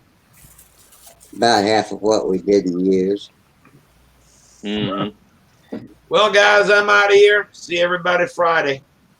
Take it You easy, take care of Steve. yourself, Steve. Have a great week, man. Hey, Steve, did you get to check out that balsa site that I gave you last week? Yes. Yep. And I'm going to order some stuff, some wood. Well, good deal. But yeah, that's a nice site. So. What is it? Then?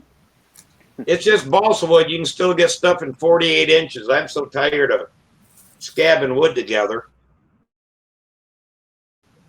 Building What's stuff. the name of that? I think it's Superior Balsa. Isn't that what it is? Charles, I don't think you're broadcasting on YouTube. No, we're not. You know, I started off Specialized Specializedbalsa.com. Specialized what.com? Balsa. Specialized balsa? Yes. .com. .com. I'll look at them tomorrow. Thank you. Yeah. Don't buy everything out, Charles. Don't buy everything out, Charles. Have a good one. What? Take care, Steve. Sure. Don't buy everything out. Here's my. So what's going on, Charles? I started the program live on YouTube and introduced the show, and then I went to post the link at Stunt Hangar, and then next thing I know, it says this video is unavailable. So it was working for a while, and then it went away. Good looking sleeve. That's Brian Gardner's FP40. Cool. Let me pop over to the Stunt Hangar control. Oh, look at that studio and see what's happening. You know, that's the side snarly, and that's the exhaust. Wow. You look at the stock. If you look at the stock FP, that's all cut out one piece. It's way down here. There's a lot of separation. It's way down. Yeah. And I have in the Tower 40. What I did to my Tower 40 to make it run more like an LA, I brought the timing up higher like this. And actually, if you do that, you can get it. It's almost timed exactly like a Brodak 40. So like the stock FP has the same exhaust timing and the same side port timing as a Brodak 40. Okay. The problem is the boost in the back. The stock FP is way down low, and that's why that thing won't four-stroke. So I dremeled it up, like this. This is before I modified my Tower 40 before Brian made these. Cool. And I got it to run really good, and it does a 4.24 brake just like an LA 4046. But since you were talking about 40s, that's the Gardner piston line. That's beautiful.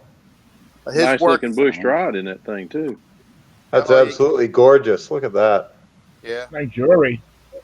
Yep. His work is amazing. Yes, it is. I run his pistons in my combat engines. Anything I try to support anything he makes. But did you how do you say get in touch with him? 30 of his piston and liners? Hanger. Stunt Hangar. Okay. You know, you can PM. Just put in Brian Gardner.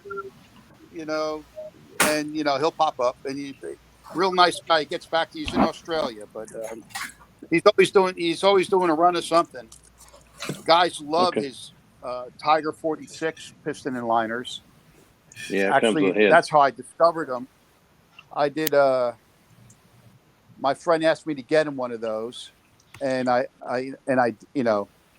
got it, and I saw the quality of it. Then I got him to make me ones for my 36Xs, and I mean, he must have made nearly 100 of those. Guys were buying them like hotcakes. Putting them in a Fox 36X, and he did the LA 46. He made a bunch of those, and he made what the heck? Let me see. Okay, Charles, you're on now. Super Tiger 35s. All right. You don't see it live. Maybe I need to refresh my screen over there. Let me refresh that. Al, did you say you had 30 sets of his liners? Oh yeah. Did I bought? Yes. Altogether. 30 sets, all 25s, or? Oh no, between the 36Xs, 25s, and LA 25s and stuff. Yeah, I would say. Yeah. Yep. I still got. I got spares. Aren't they like I forget what I paid, but aren't they like $100 a set, man? Yeah, anywhere about $80. Yeah. Yep. Yeah, and you have 30 of them? Let me see. In all my engines? I'm just doing math in my head, man. I'm just doing math. Like... Over time, yes. Yes, over time. Says the guy who has about 6 or 7 PAs or Nelsons. 8 PAs and 7 Nelsons. Okay. Good grief. So you got no room to talk. And 4 Profies. Wow. I know, man. I'm just sticking it a little bit because we got a nice piston match going here. Hey, look. Yeah, look right here. Right here is there's 3 LA 25s. Where the heck? Let me see. I got to switch. I got to switch my. Let me see. I am live. Thank you very much. We are live. I wish I'd come in earlier, but I sat down here about 9:45. I mean, about 10 o'clock and started texting with my son. My phone dinged, and I've been sidetracked ever since. But there you go. I hope somebody gets to watch it. Let's see. I'm checking my list now to see if I see it. So, Al, you're the go-to guy, man. When no, I don't know if I'm the go-to guy. I just like having spare in an emergency.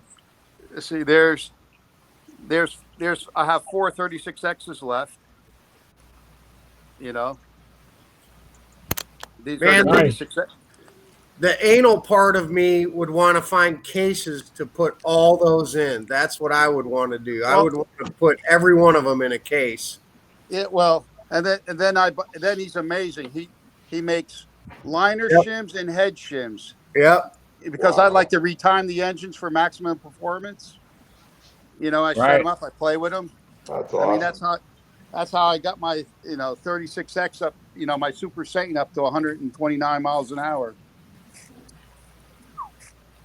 That's hey, Lynn. Yeah.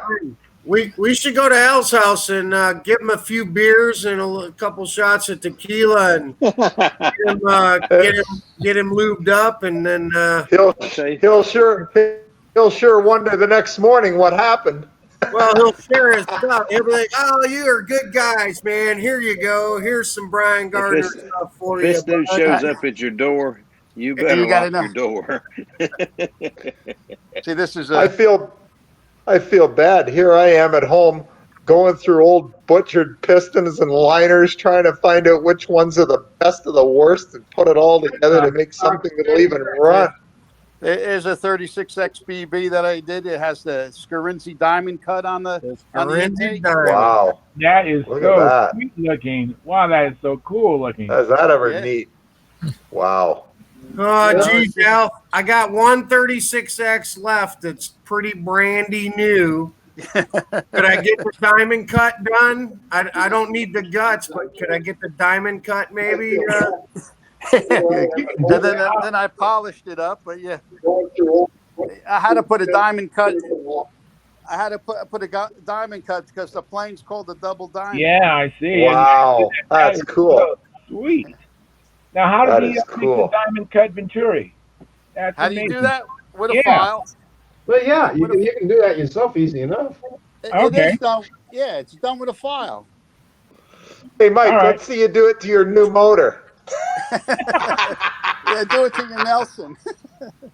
Do it on here. We'll watch. Oh, you guys are hurting. You guys are rough tonight. You have a Venturi, you just get a file and you just file it. Get right at it. But yeah, Mike, if you want it, send it to me. I'll do it for you. If you want. I'll hack it for you. Wow, I'll that's hack it pretty for cool. That is very cool. Mike's gone. He ran away. He's scared. That are you kidding? Larry Scarinzi did that stuff back in 60, 68, 69. The diamond That's cut. amazing. Wow. Yeah, That is he was, amazing. like I said, he was so cool with the stuff that he did. I can't. Oh yeah. I can't walk Scarinzi's into a the other mess. room. Yeah, I got one of those diamond cut engines you and Yes. T-Bone made for me. Yep. Yeah. No, I was in on that. That Rusty, I was. Yeah, I said you and T-Bone Tom. Yep. Yeah, we worked it over and then we put it in T-Bone's plane and put 10% nitro in it, got it up over 100, about 108 miles an hour, and we said, okay, that's good to send to Rusty. Yeah, y'all flew that engine in the Super Satan up at Huntersville for me. Too much. Well, Too much. that the engine I'm talking about you gave me, and the plane that Tom gave me, put them together and flew it over 108. I was thinking you'd hit 118. I'm not sure, but that was just on plain old stunt fuel too. 10% nitro. Good man, that's flying, man. That's What you moving got on. there, Peter? Are you What trying you to got, show Pete? something?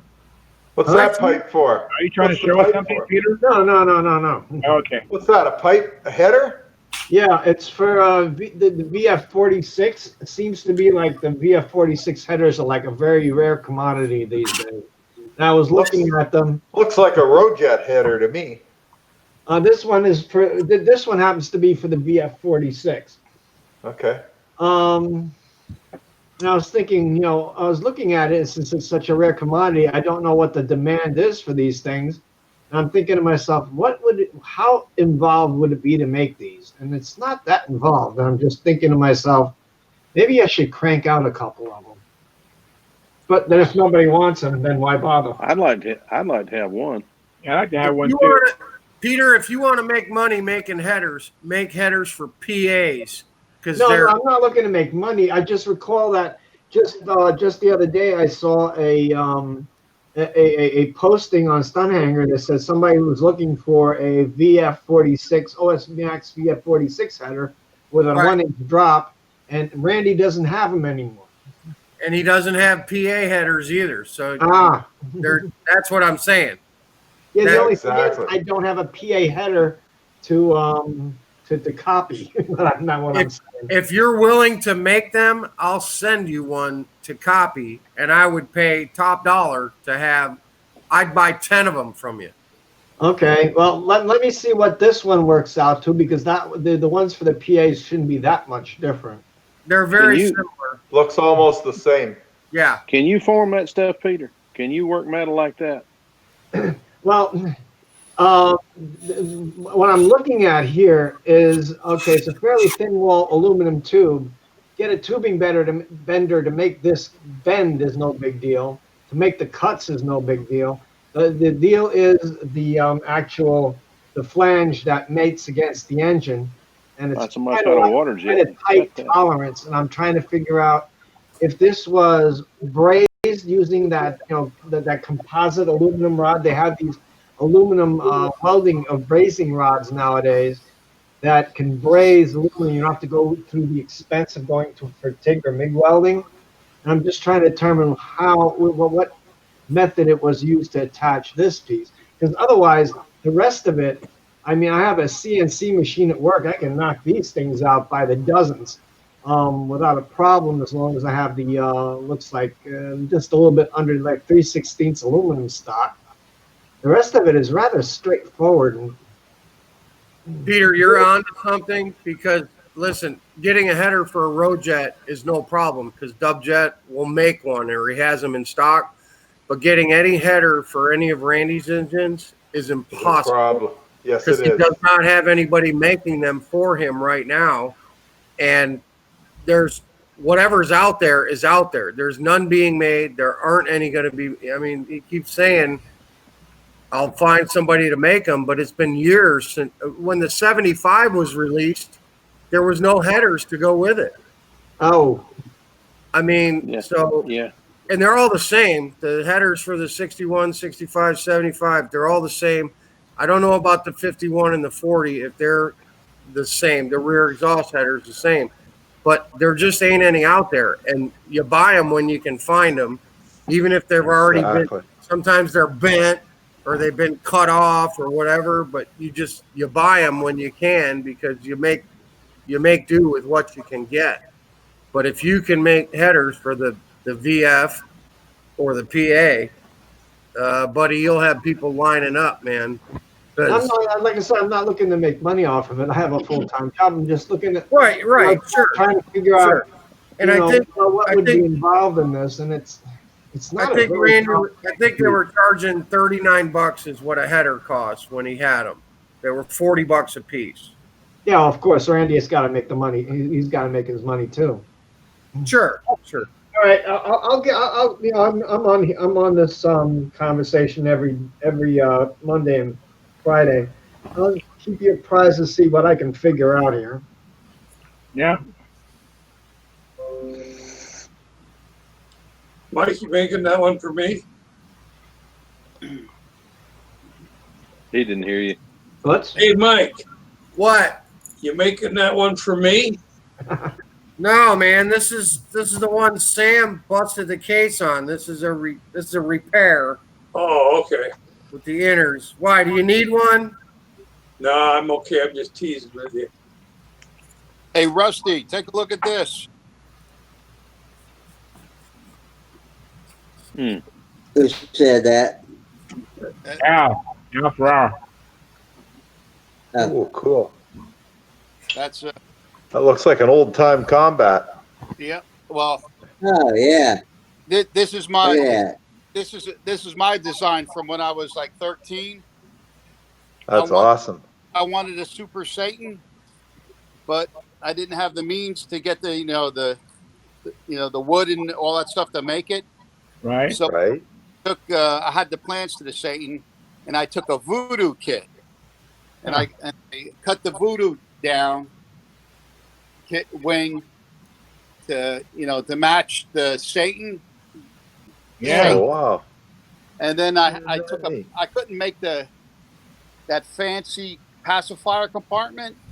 Right. So I took a plastic bowling pin. That's a slick looking compartment you got there. A plastic bowling pin. That is cool. Pacifier. Isn't that the neat? neatest plastic bowling pin I've seen. I just silked it today. Looks nice. Oh, really? That nice. So I could put 4 no problem in a baby pacifier. That's awesome. Now you're gonna end up with something like my Voodoo. It's so nice, and I've got so much time in it. I'm scared to fly it. Well, yeah, we're always. I'm not scared to fly it. That's for sure. Not. I won't fly it in a combat match. We do. But we do something called stunt speed. You got to do the whole pattern. A modified pattern and in a certain amount of time. Yeah, I mean, and the guy that does it in the fastest time wins. Oh Lord! So you have to do, when you start out, you got to raise your hand before the wing over, and then the clock goes on, and you got to go through the pattern. But instead of doing 2 laps between each maneuver, you can if you can do it, you only can do 1 lap in between the maneuvers. Wow! And instead of 6 laps inverted or 7 laps inverted, you have to do 4. Wow. So going around 4 laps inverted at 100 miles an hour is a challenge as it is. But yeah, as you get older.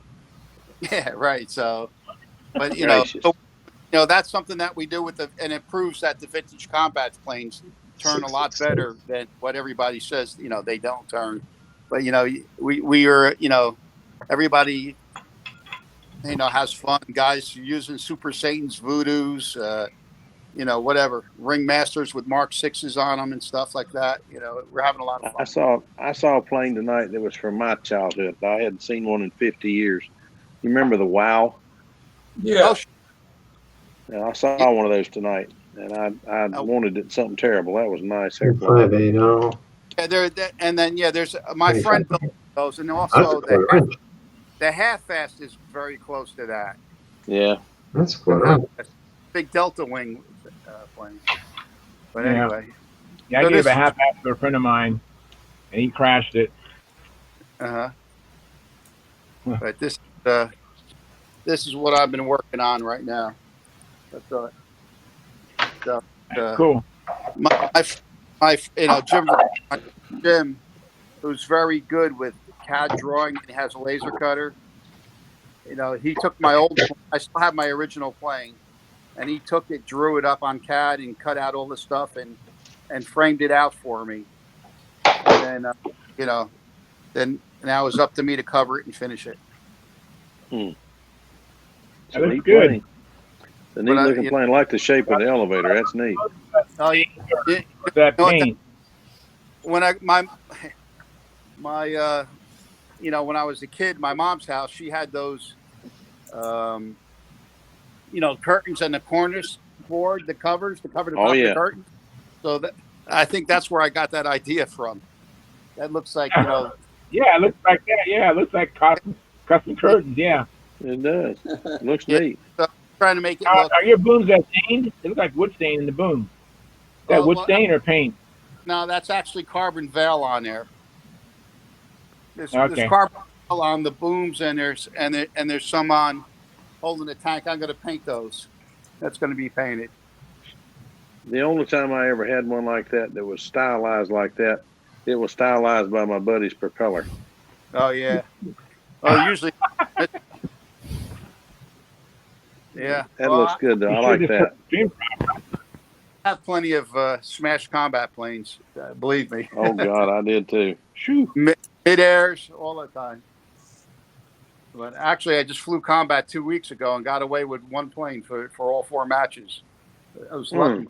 But I did get in a line tangle, and I did hit the ground, but the plane didn't break. Luckily, there was a lot of grass there. So.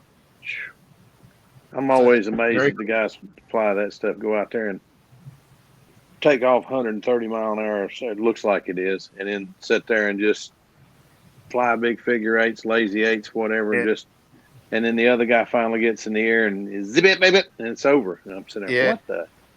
Good grief. That's fast combat or half A combat. Yeah, half A combat is just too fast. That's ridiculous. You got to know that plane gets behind your head real quick. Yeah. Yeah, I watched Mike. I think I watched Mike fly one a few years ago at Huntersville, and I said, no. I just walked back over to the stunt circle and sit back down. I got some good videos of half A combat at Huntersville. Yeah. Good grief. Now, I want to know how Trayan is building a straight wing in his lap, and I have to use a jig. yeah. So, yeah, we What's it a wing used to fly for? about a half A Anybody combat. find us on YouTube yet, Charles? I'm sorry, say it again? Anybody on YouTube found us yet? No, I mean, we have 5 viewers, and but no one on the chat. They must have just seen earlier there was nothing there. That's Yeah. neat, Trayan. Looks good. What is it, Tryon? I like the trailing edge. That's neat. Carbon fiber. That whole wing Is is. that what it is? Half A combat? That's something for his son. I don't know. Let me make it larger, try and hang on. Show it again, please, Ryan. Oh, that is cool. That is nice. He's got his carbon on there.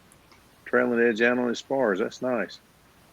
Huh. Nice. Oh, is that the bell crank mount? Lord of mercy. That's neat. Very nice, Ryan. You do good work.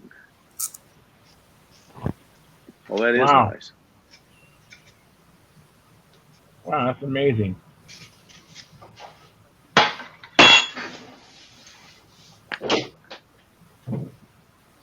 Go ahead and unmute your mic, Ryan.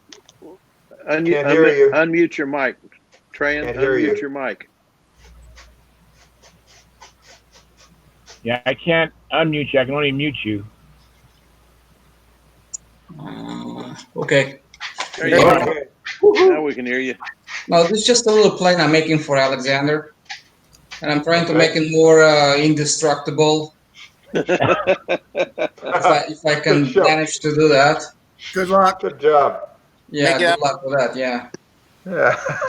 But hey, it's worth a try. Yeah. For sure. So it's just like a combat wing. You know the little plane that's called ring rat, right? Looks awesome. Yeah. So this is like a ring rat kind of thing. It's like just a few ribs over there. Very I'm nice. going to put the leading edge next on it. And I'm Very going well to form a piece of balsa around the leading edge. And put a fuselage with a horizontal in it, just everything. And the fuselage is also going to plate it on top and bottom with carbon. Hopefully, it's going to be pretty sturdy. Pretty durable. Yeah. Electric or small motor? Electric. That'd be neat. That'd be neat. Yeah, I would think small motors are very unreliable and at best, and they can run everywhere all the time. So, I mean, you could probably make them run well, but I don't want to mess with that. Well, that's the thing about electric. You just go out there and run it. You don't have to fumble with it. Yeah. That's the one thing I'm learning about the electrics is if you get it running right once, it does it every time. I've seen a lot of guys struggling with electric lately. Why are this? What do they struggle with in particular? Those timer and the settings. They got the ones that if you don't have that one that slows the motor down, if there's a little bit wind, electrics really wind up in the loops. They really take off. Mm-hmm. And then unless you have the one that actually slows down, I don't know, you know what I'm talking about. The active timers are called active timers. Yeah, so and to set those things up, it's a lot of learning curve. I've seen guys. He got 3 bad timers in a row. Wow. Who sold him 3 bad timers? I don't know. I don't know who it was, but the guy made good for him. Whoever it was. Mm-hmm. Okay. Trayan, what timer do you use? Guys, I use Igor.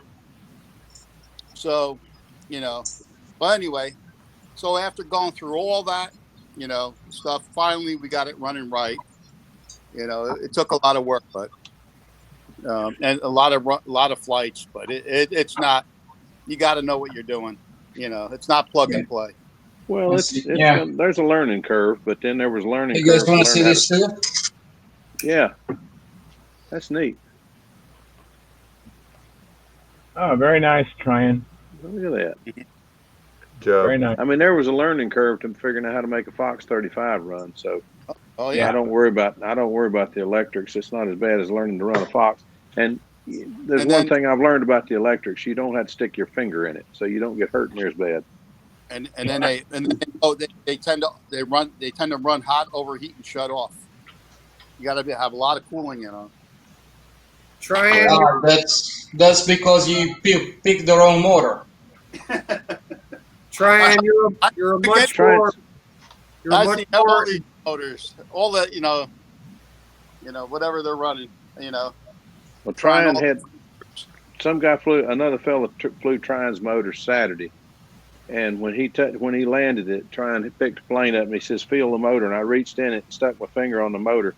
It was warm, but I mean, it was warm. It was not hot by any stretch of the imagination. There you go. I could have left my finger on it from now on. It would not have hurt. doing. No, he's an expert. He knows what he's doing. But for the average guy to pick up on it and try to, there's big curves. Honestly, if you just listen to the guys and do what they tell you to do it. I mean, I had bought one system, and a couple of guys, I talked to Bob Hunt and I talked to a couple other guys. They told me just to use a Hubin timer to learn. And instead of using this motor, go with this motor. It's a little bigger and it won't doesn't pull near so much current. So one thing and then the other. I mean, the guys will help you. The thing about electric is the guys will help you if you'll just listen. But I changed my system around in the Nobler, and it's like that. When I land, I can stick my finger up in it and touch the side of the motor. And the other motor was hot when I landed.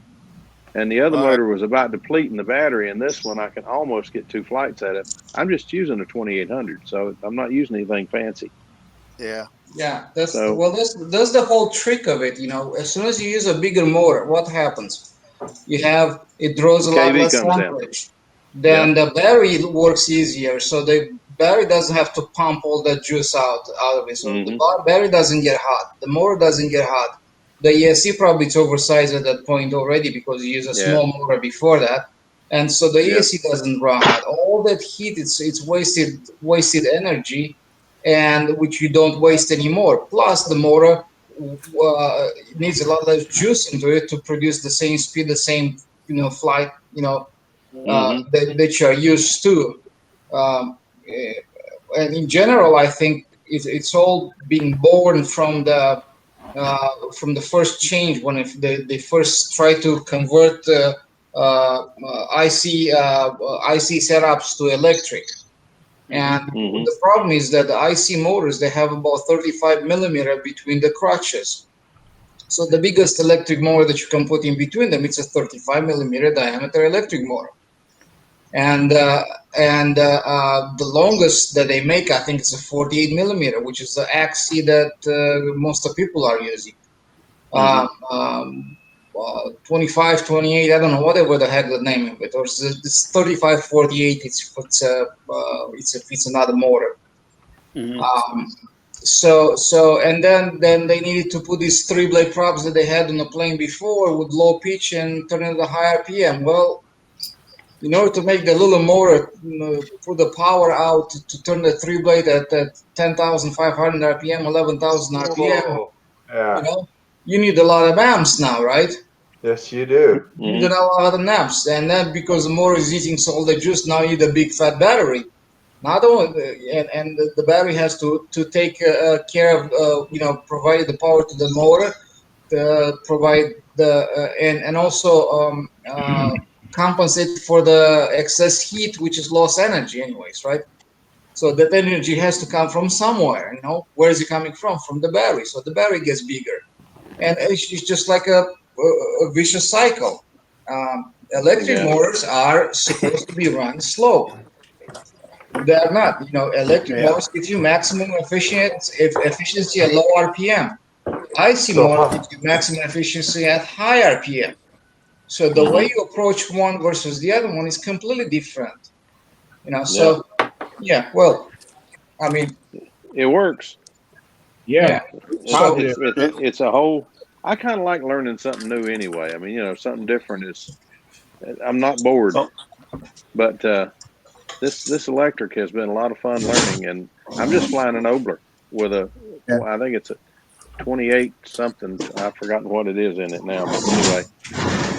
But it flies so well, and it's just so Here's much an fun example. to fly. This is what they are using. This is what they are using right now. Right. Right. Yeah. This is the 28 26. That's Igor's motor, yeah. This is my motor. Okay. A little bigger diameter and a little bit shorter. Much bigger. But no, if you look at the windings, they're the same about. What's the weight difference between the two? 25 grams. Wow. What is that motor you got, Trey? And what is your motor? This is a Joker. A Joker. Yeah. I've never heard of it. But the nice part of it, look how they make the front a smaller diameter. Yeah. You see that? Yeah. So Nice. the air can get inside here much better for cooling. Nice. What's golly, that is nice. But this is 1,150 watts more. This guy here, it's 750. So yours is a more efficient motor. Because I'm running it at low RPM. Yeah. I'm not trying to spin a 5-inch prop, pitch prop, which is probably a 4 if they spin it at 10,000 RPM. Yeah, exactly. You're probably running a 6 or 7 pitch, aren't you? Yep. And I'm flying relatively slow. That makes sense. Yeah. I'll tell you one thing, it flies with some authority you wouldn't believe. I'll bet. I was watching the PA motors run, and the planes looked like they were going through the air pretty good, but there wasn't much wind down there. And they were looking like they were suffering a little bit. But his airplane just went through it like it was glass. It was incredible. I'm a little taken by Trey's airplane. I mean, I'm Now, whatever. this motor here, the Axie, the 2826, this one, I'll probably put it on a 40 size plane. This would be beautiful for a 40 size plane. Right. Yeah. But for a 60, nah. Yeah. And I'm running a 6-inch prop. I haven't tried the 7 pitch yet. Okay. I'd like to try a 7 pitch, see how it does. I bet it'd be pretty good. Yeah, in one flight, each flight takes me about 1,200 and some milliamps for one flight. You guys, I gotta go. The dog needs to go for a walk. Anyways. All righty, John, take care. We'll see you Friday, buddy. Take it easy, John. See you Friday. Plans by then. Yeah, well, I think I'm gonna get out of here I too. do see some, like I said, I see some guys. Thank you, Phil. Have it running really nice, and in the wind. Y'all take care. Have a great week. They slow down. Take care. They don't wind up. They like the engine the motor puts its brakes on. But I seen the guys with the old system, and if they don't have that, feature that's slowing the plane down, the electrics really took off in the wind. Really took off. It's like, but once you get it all dialed in, it's great. But I've been seeing more guys having problems with overheating, battery failures, bad connections, all kinds of stuff. More recently than I ever seen, before, because it's more people are using it. Yeah, if you use the wrong stuff, you're gonna get bad results. If someone else go ahead. Well, like you were saying, somebody says, "Oh, the Fox 35." I have, I run Fox 35s and stuff, and they run great, and I have friends that run them great, and then there's other guys that can't make get them work. Exactly. I could get a Fox. Just about every Fox 35 I could start. If it doesn't have a muffler on, a one flip start every Most time. definitely, because they run beautifully without a muffler. Always, if you run them properly, for sure. I agree. I mean, and you know, and Len knows. I seen Len's Fox 35s at Rodeck. They run great. Absolutely. You know, it's just knowing what to do, and you know, it's what fuel to put in it, and you know, what plug and prop, you know, and once they're set up right and they all work the same. Every Fox 35 basically does exactly the same thing if you do the same thing to it. Right. Yeah. Yeah. Right. Hey guys, let me interrupt for a second. There's a question from the chat. This is from Mark Williams. It's for Tryon. What prop size are you using and RPM are you getting from the Joker motor? I missed it. I'm using a 12.6 XOR, and I don't know what RPM I'm running. I'm just putting the plane in the air. If I need more speed, I just dial it in. So whatever that is. I cannot really adjust, set the RPM on the ground or even verify it because the timer is has an accelerometer in it. It's the Igor timer, active timer. And because the plane is sitting on the ground at 0 speed, it sees no centrifugal force on the plane. So it tries to max up the RPM anyways. So whatever you see on the ground with that system, it's irrelevant. I hope that answers the question.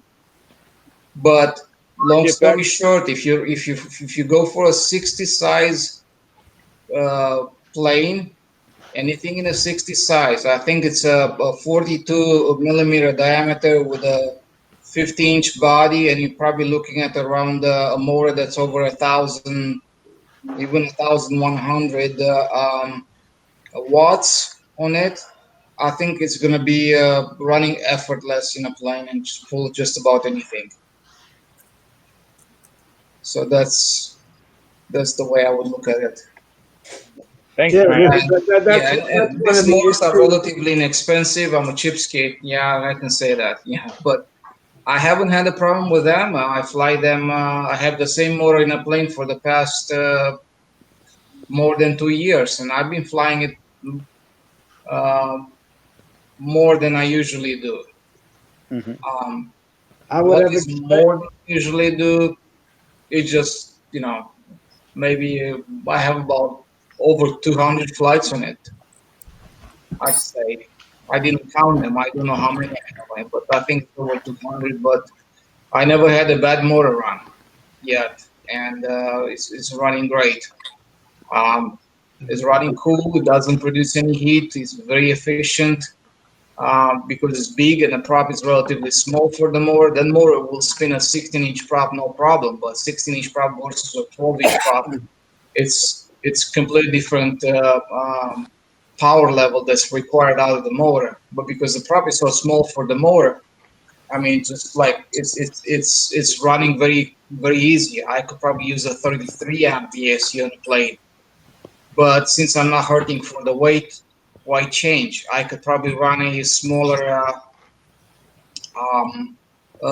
battery, definitely, but I cannot find them. And these batteries that I have on the plane right now, when I'm done with the flight, they are exactly at storage charge capacity, so I don't have to put them in storage charge when I get home, and it's one thing less to worry about. I just fly them, put them in my flight box, and charge them when I need to go out and fly them next time. Wow, that's awesome. So you don't have to discharge your battery down to whatever. No, never. You know, if I use them in a flight, they are on storage charge. You usually discharge them down to about 20%, and then you have to charge them back up to the storage charge, which is about half of the capacity of the battery, and maybe a little bit over. So that's what most people do. But see, I'm not hurting for weight on a plane. I mean, if the plane was, I would say, is heavy or something like that, I can go back and do something. I can definitely change to one of these other motors. This one in particular, it's 800 and this guy, it's an 820 kV. Right. I'm not sure if you can see it. I can see it. Yeah, I can see it. This is 820 kV, and I can definitely use this on the 4S if I want to. So with 4S, I can get a 2200 milliamps battery that would match this motor and run just fine. I don't think I'm going to have any issues just because it's a 4S versus a 6S what I'm running right now. And I also have another option, which is this motor, which has a it's a 680 kV. This will run on 5S just fine. So I can change to those motors anytime, and with the same prop, same RPM, same everything, just a smaller battery, and save quite a bit. You know, I think one cell less on this battery pack is an ounce saved. I can save 2 ounces just from there if I want it.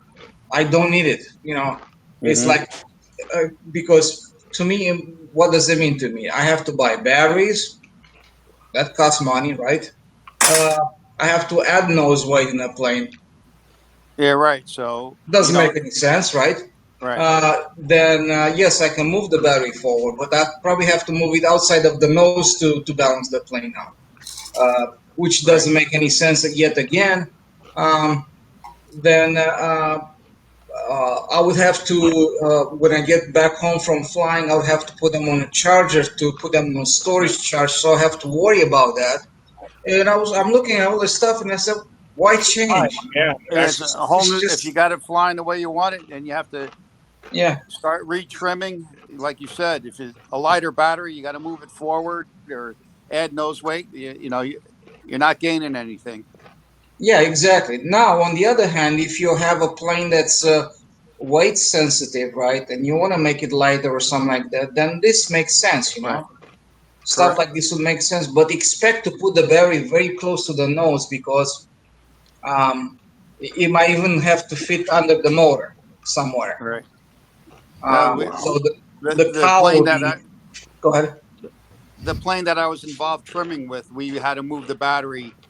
You know, we were moving the battery around because when we moved the battery back further, it caused the plane to yaw in the loops, you know, in the squares.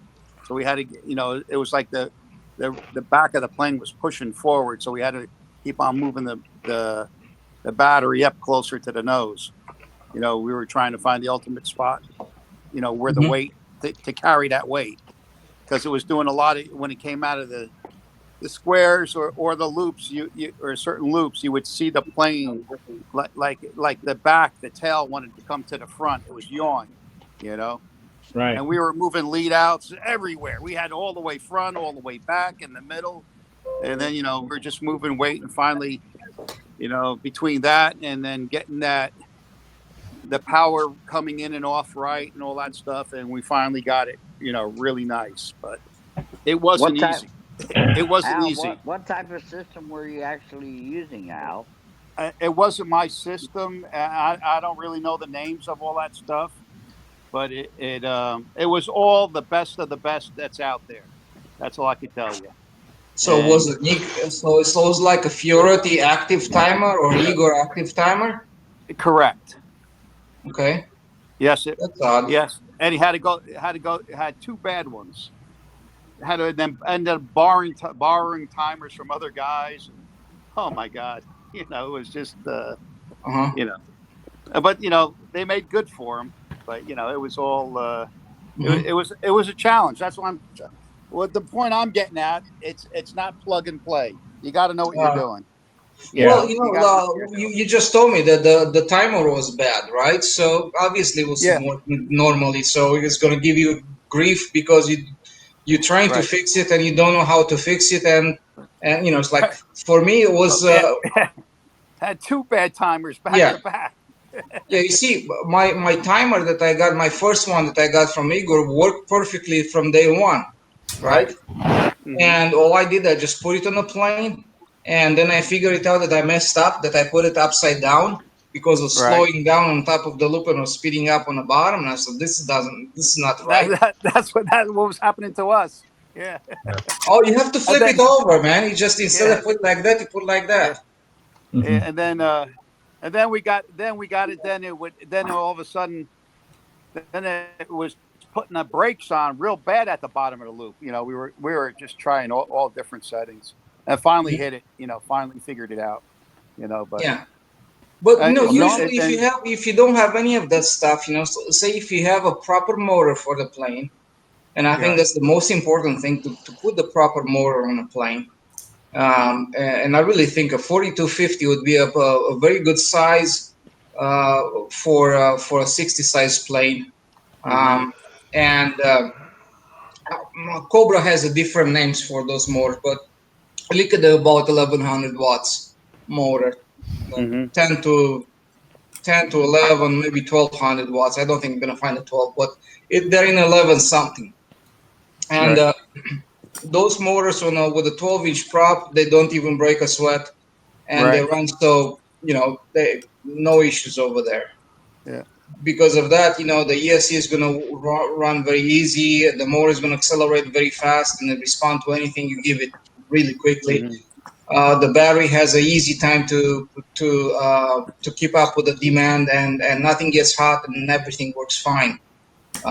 Plus, it's easy on a system, right? So, but if you put a small motor, if you put a teeny tiny motor, well, expect a hot motor, expect a hot ESC, also expect a hot battery. Yeah. There's no way around it. Well, I don't know, the size, the sizes and all that stuff. All I know was getting hot. Then had to add a couple of air ducts in there, and that sort of cured that. It's like, Yeah, small. If you have a small motor, you always get that. On my plane, I almost don't even need the cooling on it. Oh yeah. Because it just doesn't get hot. I can put it here on the bench, run it on the ground, and it's still cool. Okay. Wow. I have a comment for you, Tryon. Mark Williams again. He says he's using an Aerostar Turnigy 720 kV, 900 watts. I think it runs a 4S 3770 Zippy. Revs low. I'm turning a 13x7 3-blade. We find the low RPM and larger pitch works well in our windy conditions. UK. Mike, you lost your Marbs? Oh man, it's just a 46. Starting it in your hand, okay. Is that Jeff's 46? Put a 4-ounce tank that on it, sounds Mike. good, yeah. I know a guy who did that with a Tiger 60 one time and scared the shit out of himself. Oh yeah, it was me.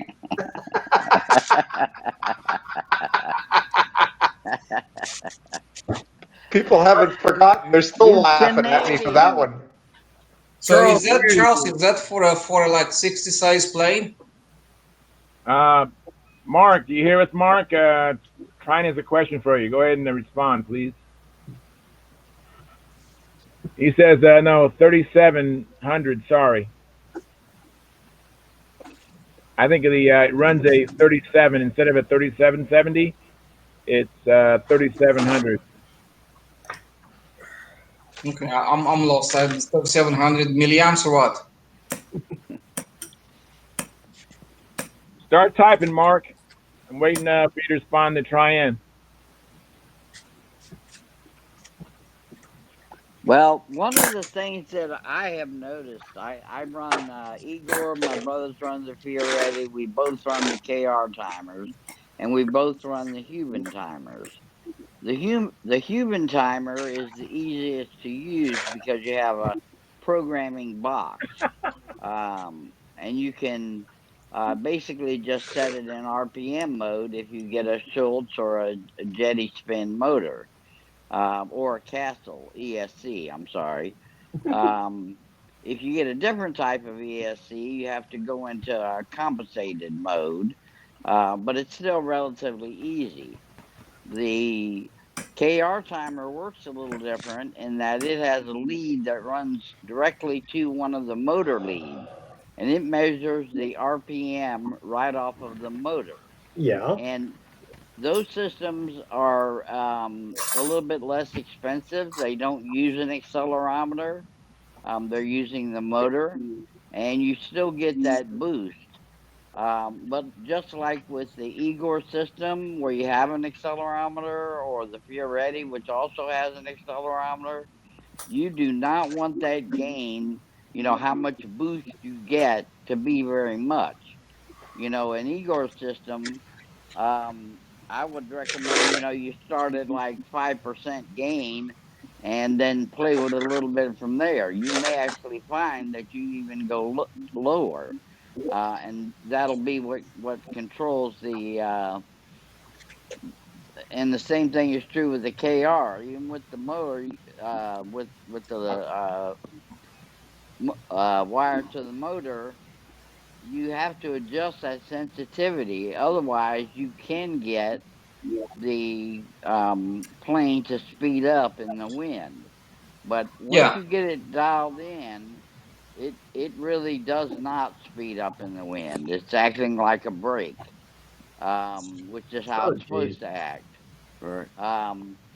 The way you can tell a Fioretti from a Igor system is a Fioretti has a blinking light on the side of it, and it Hmm. blinks the whole flight. And then when it gets ready to quit, the light goes solid, and you know it's about to quit. The KR system, what it does is it will lower the RPM by quite a lot, and then all of a sudden it goes up to 100% power and it starts hauling ass, and so you know you're about to quit.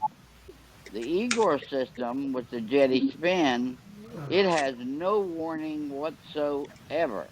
I can tell you that for a fact, because my brother wrecked one of my planes with it on a short flight. You have to Hmm. use a stopwatch. Yes. Um, Now, as far as my experience in terms of the batteries, whether you use a 4 cell or a 6 cell, if you're getting the battery where you're flying and getting 20% left, something like that, after your flight, which you can then very quickly bring up to your storage. um, the you're buying in a 4 cell to get the same amount of power. You have to buy a larger milliamp battery. So in other words, a 4S 2600 is really the same as like a 5S 2200 or a 6S 1800. So there's really not a lot of difference in weight that I've found that you save going from a 4 cell, a 6 cell, or a 5 cell. What the difference is, from what I've heard from Cuban, did some tests for my brother and I. The two fastest ESCs, they work off of, they have a frequency like an oscillation, and the jetty spin and the Schultz are the two fastest. And the higher the voltage, the more often it checks for RPM. So it provides even more braking if you go up to a 6S battery. Now, I've got quite a bit of experience in electric, but I'm not an electrical engineer, so I'm not 100% sure. But Will Huben, I think, does know quite a lot about it. So his system set up with a Castle or a Jetty Spin 66, which you can only buy from Igor, or with a Schultz. And the Jetty Spin and the Schultz, they're the two priciest ones.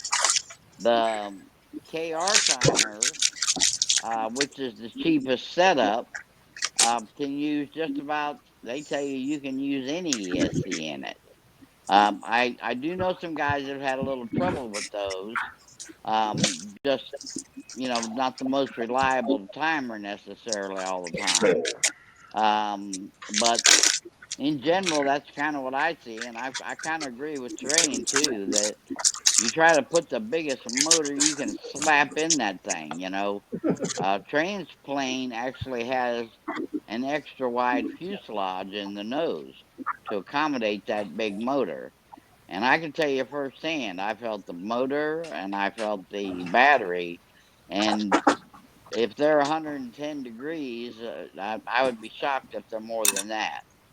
And when you see a hot battery, that sucker's going to be 140, 160, 180. You know, it's going to be up there, and you're going to be killing that battery.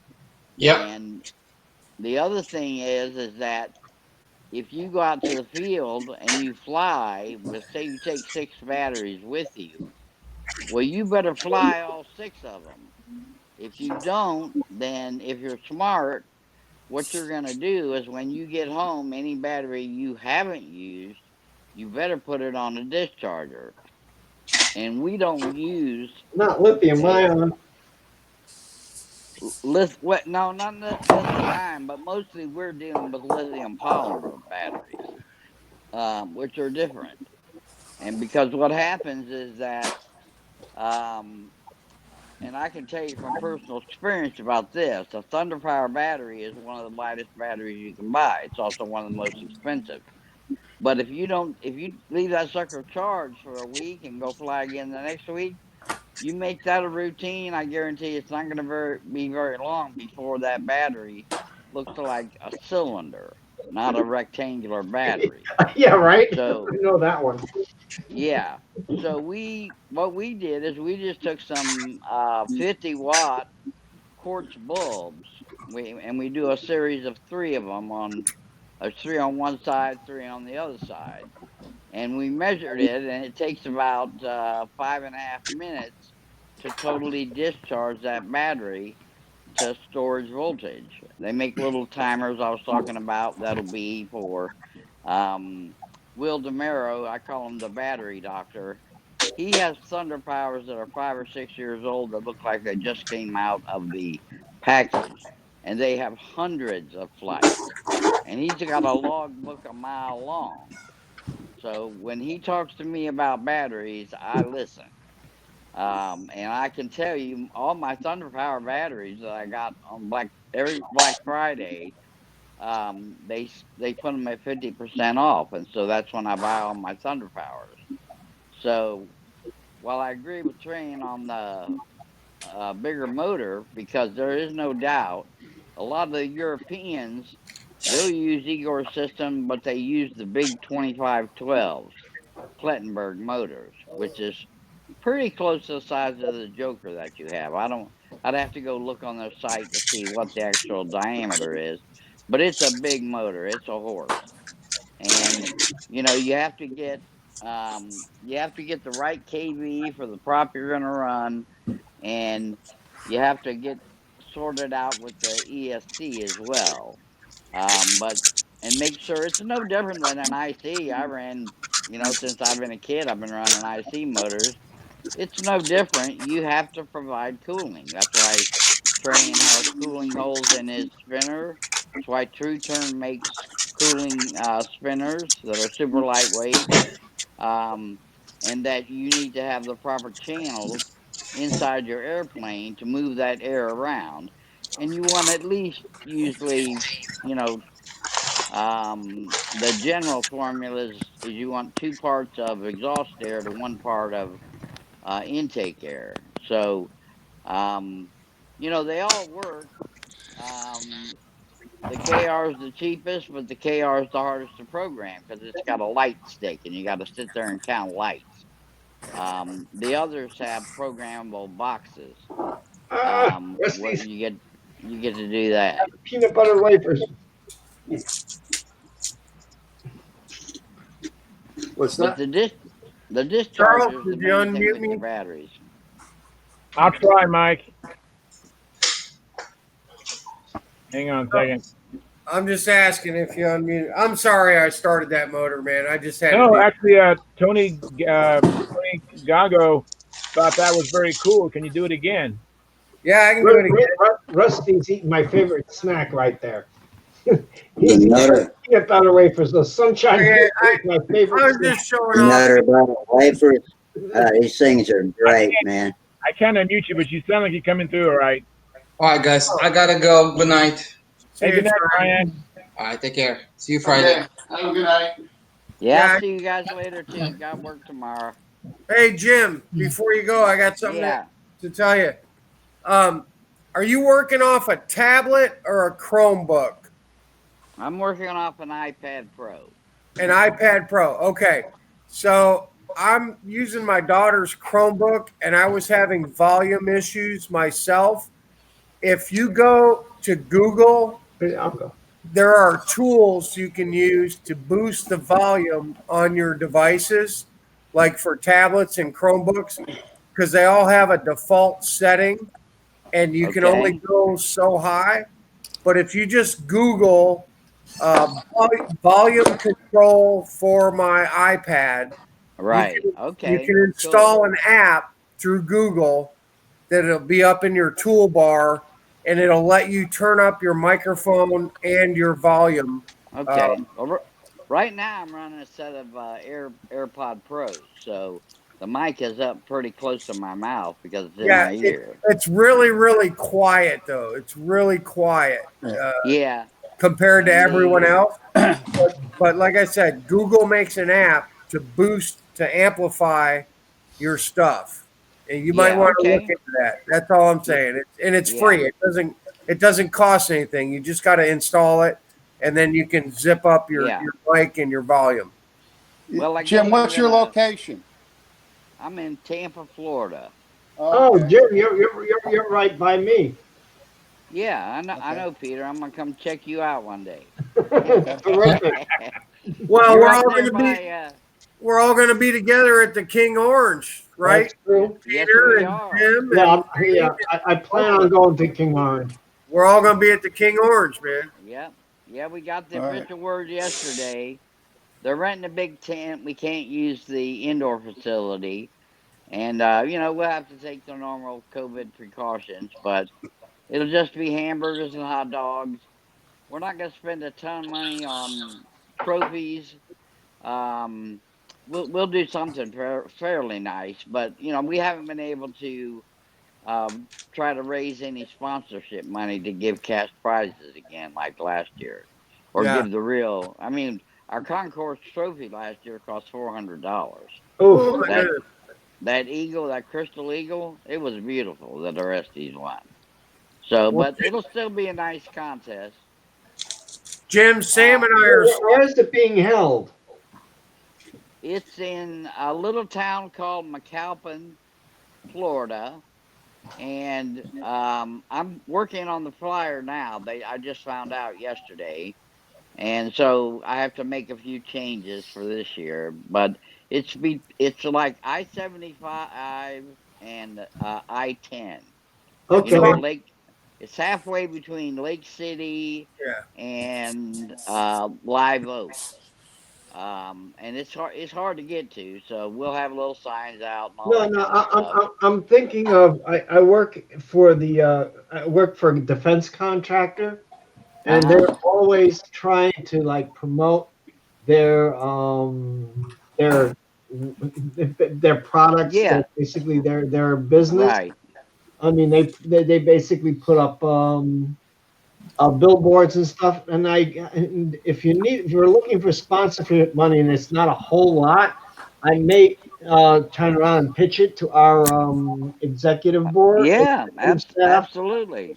And see if they want to pitch in a couple of bucks.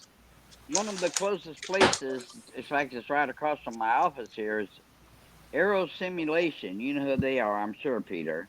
Uh-huh. They do all the simulators, and they were military contracts. I've already been in there, and I pitched them, and they're more than happy to participate. Oh, they wonderful! They do a lot of STEM stuff, but they want to do something local in our area. Oh yeah, wonderful! Yeah, City. because we have a bunch of SOCOM contracts out of MacDill Air Force Base, and what company do you work for, Peter? The company's called C. That's Charlie 3 Echo L is in Lima. Yeah, hey, if you want to hit them up, we have a sponsorship banner, and we put a big banner up, and it has their logo. They just, they have to send me the finished artwork, Sure. And I have these logos, and we just keep adding sponsors. There's a couple of big places up in Lake City that I know. One is called, there's one in Live Oak and Suwannee County, and there's one up in Lake City. The one in Lake City, it's Hike or something like that, but they do all the interiors for a lot of passenger airlines. Okay.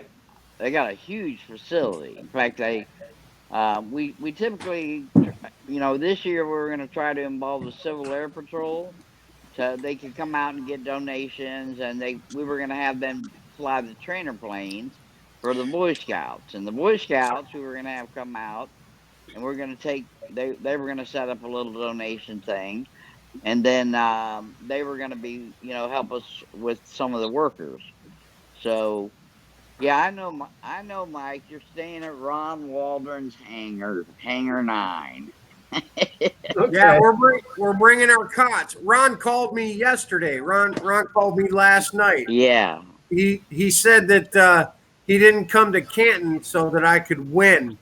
The old bastard. Yeah. The old bastard. Well, I get home and like an hour later, he's busting my balls, going, "What happened? I stayed home so you could win that contest, and you didn't win it." I was like, "Oh, damn you, Ron!" Yeah. Well, from what I heard, if they hadn't had to split up the judges, you would have won without combined scores. I would have, but whatever. Yeah. Whatever, man. Well, it doesn't matter. Anybody that comes to King Orange, treat it just like top 20 day at the Nats. You get 3 attempts to make 2 officials, and both of your flights count. Okay, so that's what happened to Ron last year. Ask Ron about last year when you go visit him, Mike. Well, he was in first place after the first flight, and then it got windy in the afternoon, and he ended up not winning because he couldn't put a good second flight in. Yeah, Ron and I have been battling for the last 2 years in advance at Huntersville and Brodax, and we have a friendly rivalry going on. So that's why he had to turn the screw yesterday when I got home. He's like, "What happened? How come you didn't win it?" I wasn't there. I thought you were going to win it. And I was like, "Oh." Yeah, that's funny. He's a good guy. He's got a nice place. I stopped in there on my way back from Florida last March and spent half a day hanging out and talking with him. So yeah, it's a pretty clean place to fly. It's got a few trees around, but it's got some shrubs, but we didn't really have any trouble. We get 4 I think we get 4 circles, and then Ron has his own. Of course, you get the private practice circle at Ron's house. Yes, I will, and I'll need it to beat him. So. But yeah, Sam and I are going to sleep in his hangar. We're bringing our cots, and we're going to sleep in his hangar. So, wow, very cool. Hey guys, let me interrupt for a second here. I'm going to close out the live broadcast. It's getting. Well, hold on, Charles. Don't we want to run this engine again? Somebody else wanted to see it again, right? You going to run it now? Okay, go ahead and run it. Yeah, let's do it one more time, man. All right. Let me make you large here, Mike. We'll do a hand. Put a 4-ounce tank on, Mike. All right. Here we go, Tony. Here we go. These are the guts of a Tom Dixon LA-46 stuffed in a new case that Sam broke the case on. Here we go. Let me get a good grip on her here. And let me make sure I don't burn my hand on the muffler.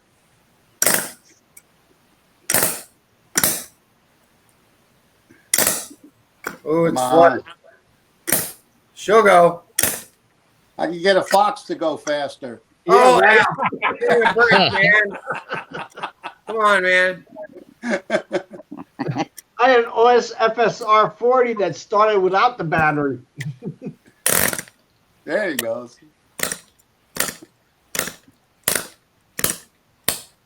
Maybe not. Maybe she's not going to burn. I think it's flooded. I think I put too much in it.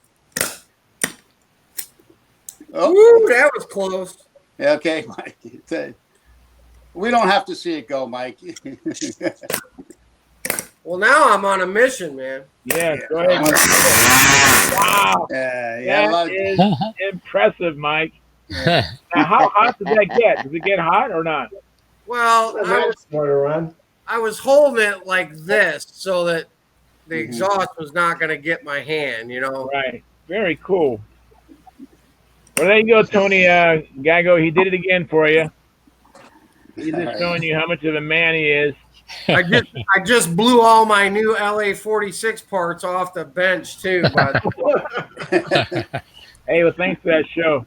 Hey, with that, we're gonna close the live broadcast part of the show. You guys can still continue to talk. We had as many as 12 viewers on the YouTube side, and I'm sorry the show started off great, and then all of a sudden we lost the stream. I don't know what happened, but Rusty came in and saved the day and got us going again. So sorry about that. And then we had some dialogue on the YouTube side, which is great, and we had great conversations on the program, and we had some that you didn't even get a chance to see that were fantastic. So, anyways, we're going to be back Friday, same bad time, same bad channel, and I'd like to see you guys show up again. And thank you, and we're going to say good night. None of it was lost in the rerun either. Yep. See you guys later. Unfortunately, Jeff didn't show up because